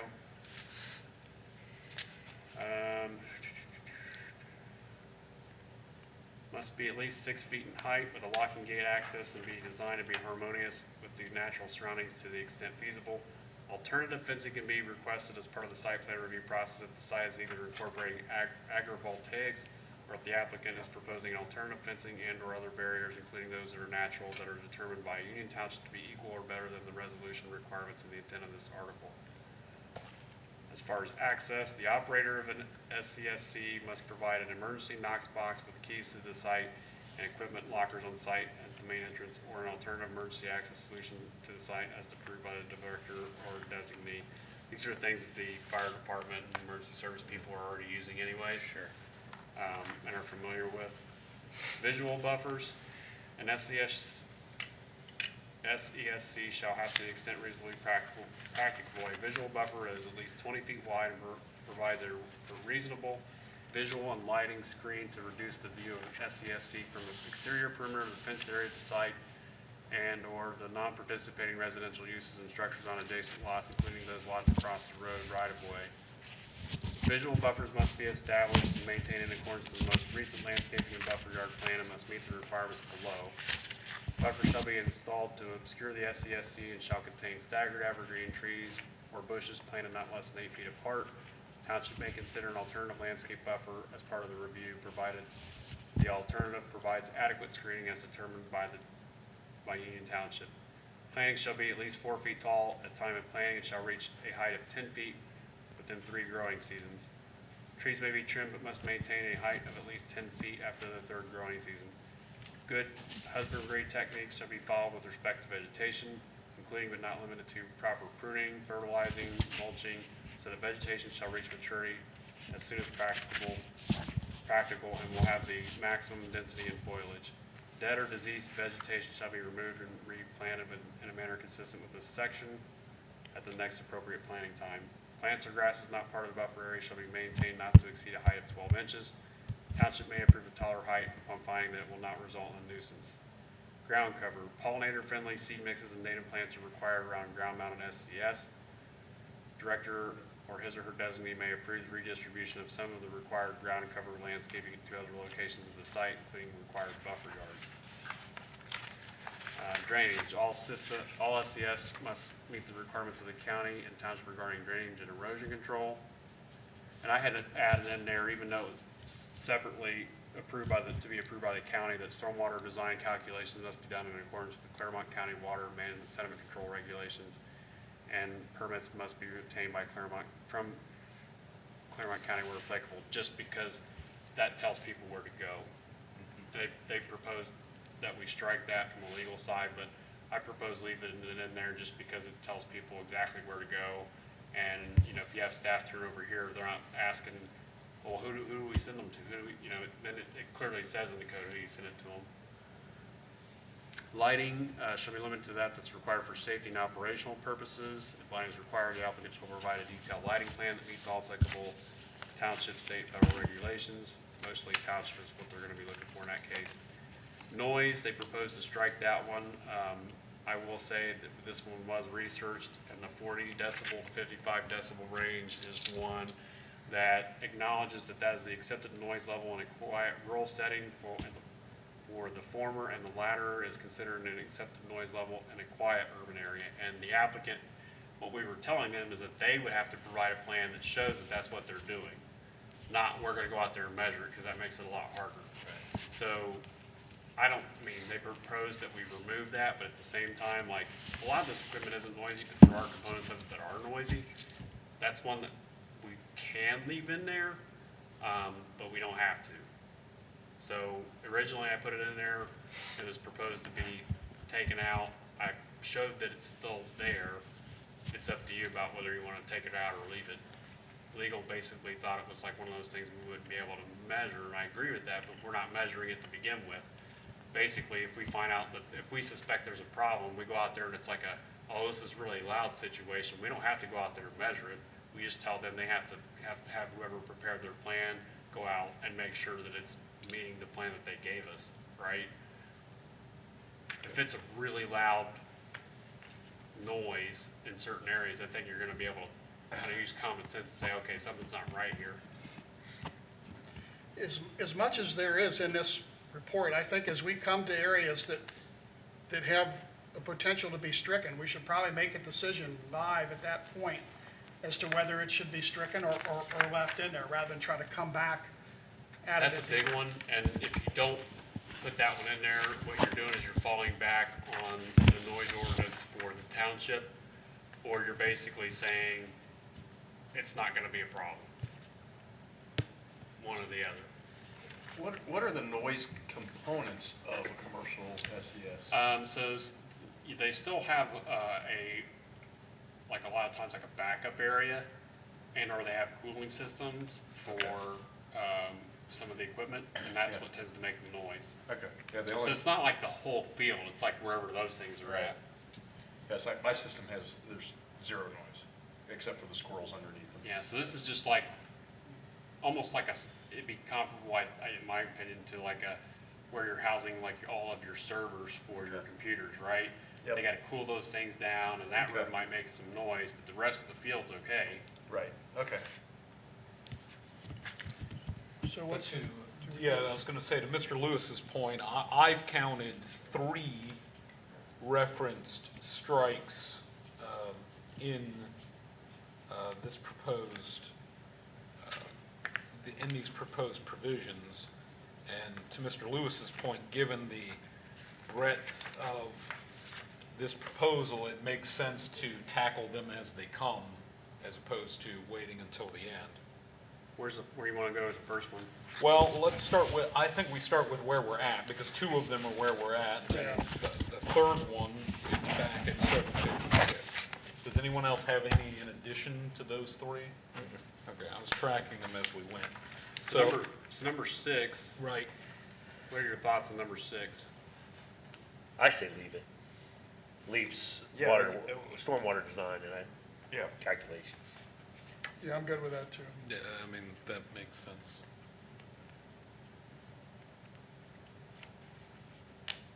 I personally wanted to leave it. Well, unless there's a reason given for why it was stricken and why we shouldn't include it. Unless it's one of those things, like in a previous provision where they just didn't think we needed to specify. Yeah, and they was. also, the attorney really has the opinion like, less is better if you can get it with, and I agree. On the noise one, I think the question was really more like, are we gonna go out there with a measuring device?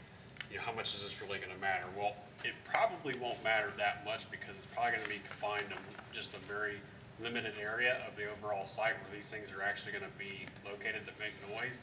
But in the event that they are Right, located and it is across the street from somebody's house, like, that's when it becomes a problem. right. How are you gonna enforce this, though?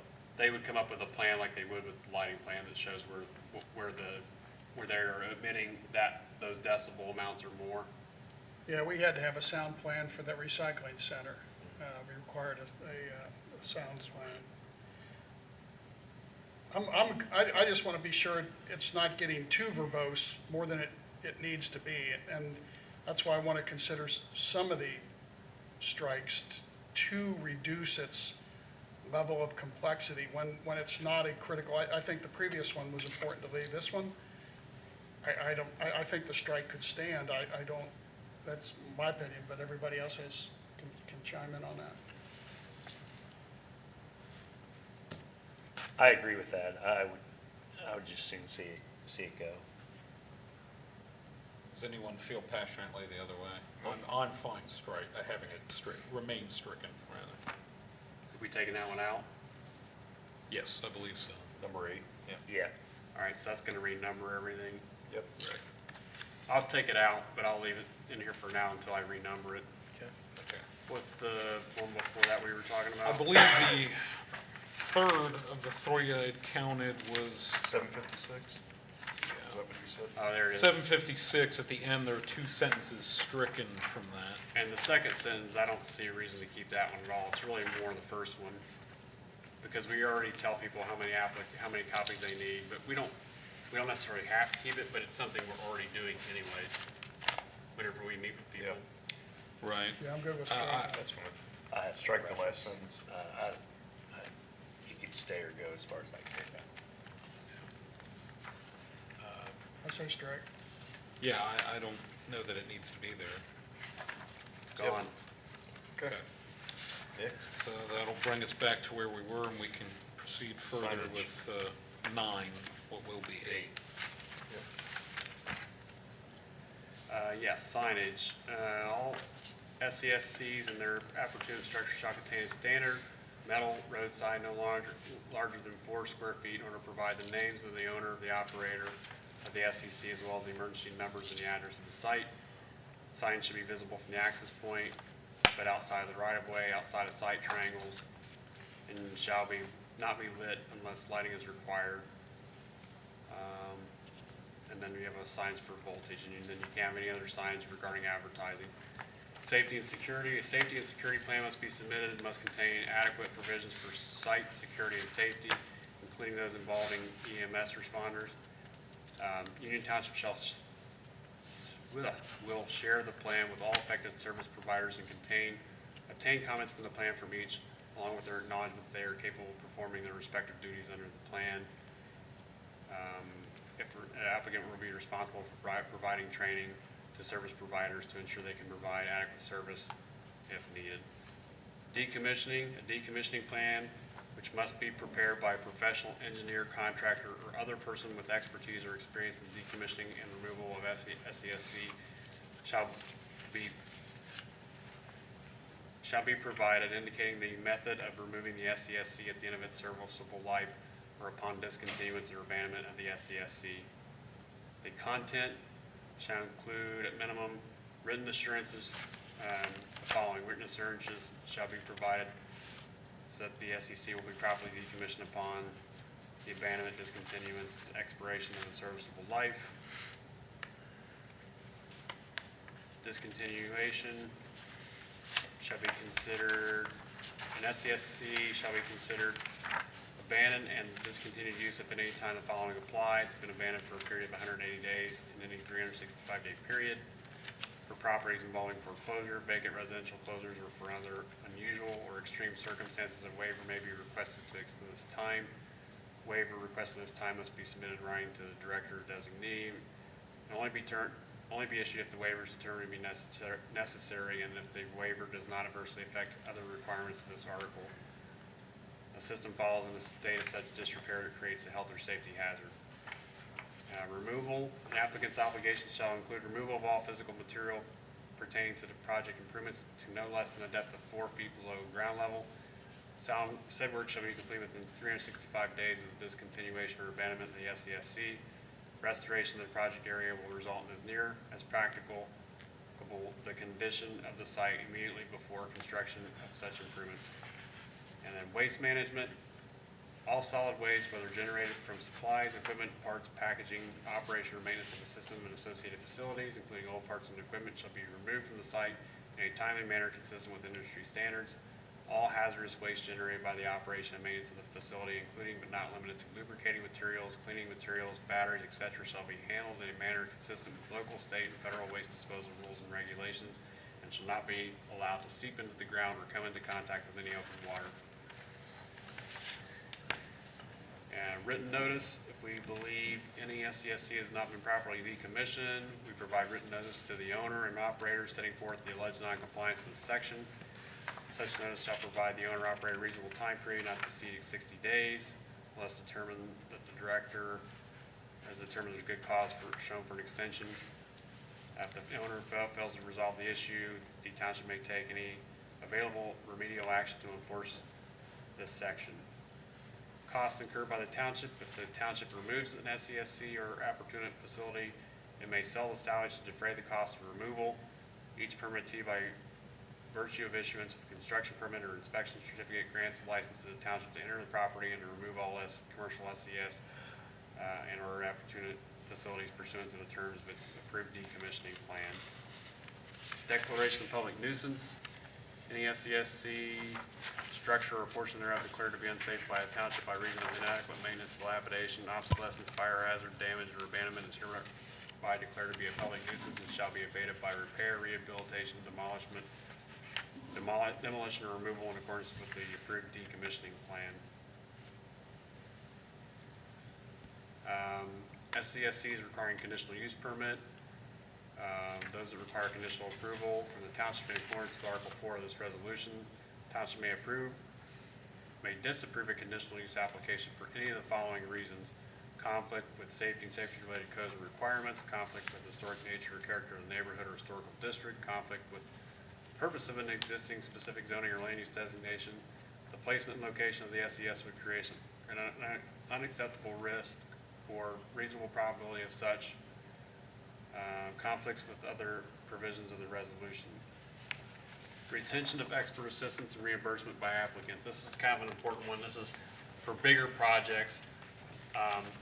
Staff already has to look at a lot of different projects when we look at BZA applications, we look at township trustee applications, we look at ZC applications, we look at day-to-day applications. We do other things that don't have anything to do with permits and public hearings. And so if we get a big project, we are then allowing in this section to require a third-party independent review by experts to assist the township staff in reviewing and evaluate the SEC applications, particularly those involving new construction or one or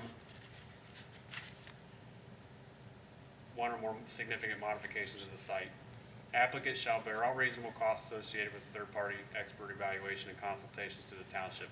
Where it is deemed applicable and necessary, the township must agree to the scope and complexity of the project before a reputable, mutually agreed-upon third-party expert can be selected by both the township and applicant. At minimum, the third-party expert must evaluate and analyze the application in consideration of all applicable township ordinances and must determine whether the application is complete or not, and must identify if there are any compliance issues or a need for one or more variances. Maintenance and inspections. Any physical modification of the SEC must be reported to the development director or designee to determine if it's necessary to have SESC recertified by a professional engineer licensed in the state of Ohio, and to determine if a new zoning permit is required. Development director or his or her designee will be responsible for contacting all owners or operators of the SEC that does not meet applicable codes and regulations. Once notified in writing, the owner or operator has 30 days to address everything, basically. During that time period, the owner or operator may retain a licensed third-party engineer familiar with the SES system to prepare and submit the appropriate township officials a written report that addresses repairs and alterations required, and which suggests alternate methods for addressing the concerns or provides evidence that said repairs or alterations are unnecessary. Development director or designee will consider any such written report and determine whether the repairs or alterations should be made as originally requested or as suggested in the written report. And proposed stricken 762. I guess we're going to have to take this one out because I think that the attorney thought that this was one that we probably can't address via the zoning ordinance, zoning resolution. But I wanted to leave it in here just for a second to point out the fact that, in her opinion, if we needed to, the township could pass a resolution at the trustee level to address this. This basically, if they are in the process of building a facility that's a pretty big facility and they tear up our roads, we have the right to go after them to fix it. I have seen it in zoning codes before, but from talking with the attorney, she indicated that the townships are not afforded the same latitude on these kind of structures like the counties are and maybe the municipalities, and that's like the main reason why we can't do it this way.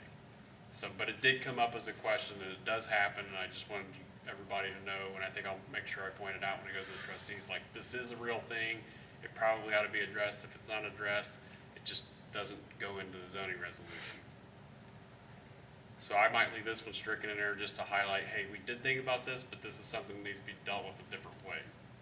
Yeah, I agree with that, to strike it and then address it as a resolution with the trustees. Yeah, and then variances, I mean, BZA may grant a variance for any requirement of this article if it determines such action is warranted, given an individual project, and will preserve the purpose and intent of the regulations, and that's it.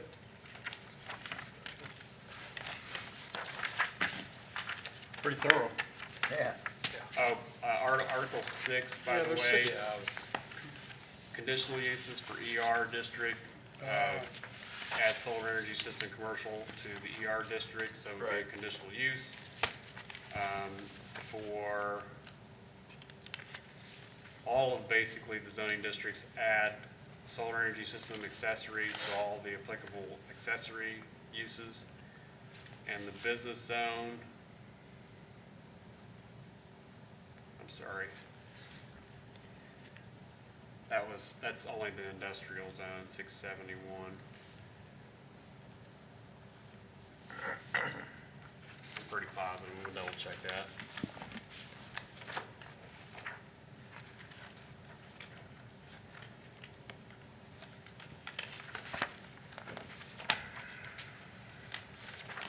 Yep, So it should only be M1 industrial zone? yes.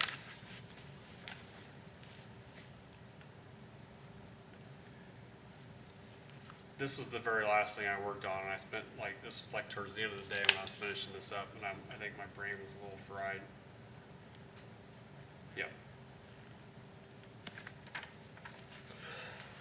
Well, thank you for all the hard and thorough work on that. Man, that's a massive. Yeah, it is. It's a tremendous amount of work. So now the staff report's concluded. Any discussion on this? No, I think, with text amendments, we can, it's nice that, and this was a question you had made, typically when we're reviewing a PD or any type of a plan submitted from a resident, we wait till Mr. McCormick has made his presentation and we have our discussion. During text amendments like this, it's best to do it interactively. So that is, text amendments are the exception, where we interact. I think we covered everything. I think we could make a motion similar in the fashion of what we just previously did. I'm only concerned about pushing this much material to the trustees in one meeting. The trustees cover a lot more things in their meetings than what we Yeah, do. And if we push They wouldn't be able to do all these in the the plan one meeting. development, the auxiliary structures, the chickens, Right. I don't know how to handle that. I mean, We can sit on this and have, our next meeting, we don't have any applicants. Okay. So we can set aside and like maybe cherry pick something else to do a ordinance revision and make it light, since this is already gonna be a lot. Okay. And make that the purpose of us meeting, and then maybe we just have or maybe we just have a discussion of like the items that we have, what's next, and go through there and kind of prioritize those and say, hey, what else is not on here now after we've spent, several months chipping away at the list that we put together here almost a year ago. Yeah, I'm for tabling it, but we would still have all of the edits that you've made during our discussion, which are already would be included, and if you wanted to, you could print out another set, but we wouldn't have to go through everything because we've already just gone through it. So I think that would be the best solution, as we did previously, table this for a month, and then just forward the plan development and the 2 text amendments to the trustees for this next month's meeting. Well, the ones we're reporting are chickens and accessory structures for that. So actually, the first set that we sent them a couple months ago, they're already effective now. As far as like the changes to overlay districts, the PDs, all that stuff. Okay. The next set will go effective here in a couple weeks. When do the trustees now meet, when do they hear this? The They'll items hear- move forward? The next meeting is October 10th. October 10th, okay. So what happens is if they adopt something on October 10th, 30 days later, the text goes into effect, I see. as long as it's not legally challenged. So November 10th, we'll be hearing chickens. chickens and accessory uses. Yeah, We have interest on the chicken Oh, yeah. code as well. I'm sure. Well, I was to going, conclude this, yeah. yeah, I was going to say, well, we. Why don't you make a motion to Yeah, table it? I make a motion that in consideration of the Township Trustees' agenda, that we table case number 3-23-T until the next meeting of the zoning commission. I second that. Regularly made and seconded motion. Any discussion? Mr. McCormick? Mr. Smith, Yes. Mr. Wing. Yes. Mr. Shannon, Yes. Mr. Lewis. Yes. Mr. Campbell. Yes. Motion carries. Okay, that item's tabled. I was going to go over just one administrative item, and it was to let you know essentially that our other planner in the office is no longer with us. I didn't know if everybody knew that or not. We have opened up the position and modified the description just a little bit because it had been modified to try to retain the gentleman that we had in the position because he had been here a while. No ill will or anything on either side. We are posting the job far and wide, trying to, get people to apply for it. The closing date on it is October the 12th. I know that because it's my son's birthday, and it's about I think it's a month exactly after we initially posted it.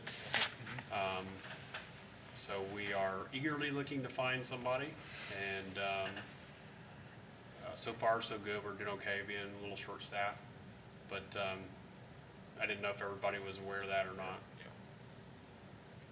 Well, thank you. No further items of business, so. Well, I'm sorry to see Craig go. I hope that he finds a better, that he finds happiness and enjoy, everybody has to make decisions to, regarding employment, and I've made numerous ones, good and bad, both in my life, and sometimes it's time to move and grow and get a different experience, and I wish him the best. Yeah, well, I'm sure we'll stay in touch. He went to Butler County. I told him, my experience of working with a larger organization, because I've worked for very, very big offices, and I've worked for private sector, and I've worked for public sector, so, I'm sure there were probably a number of things that went into his decision, and you gotta do what's best for you, and this is part of the growing process for him, and it may work out in some ways, and it may not in others. You never know. Maybe our paths will cross again, who knows? Yep. Okay, without any further new business, I move we adjourn. I'll second.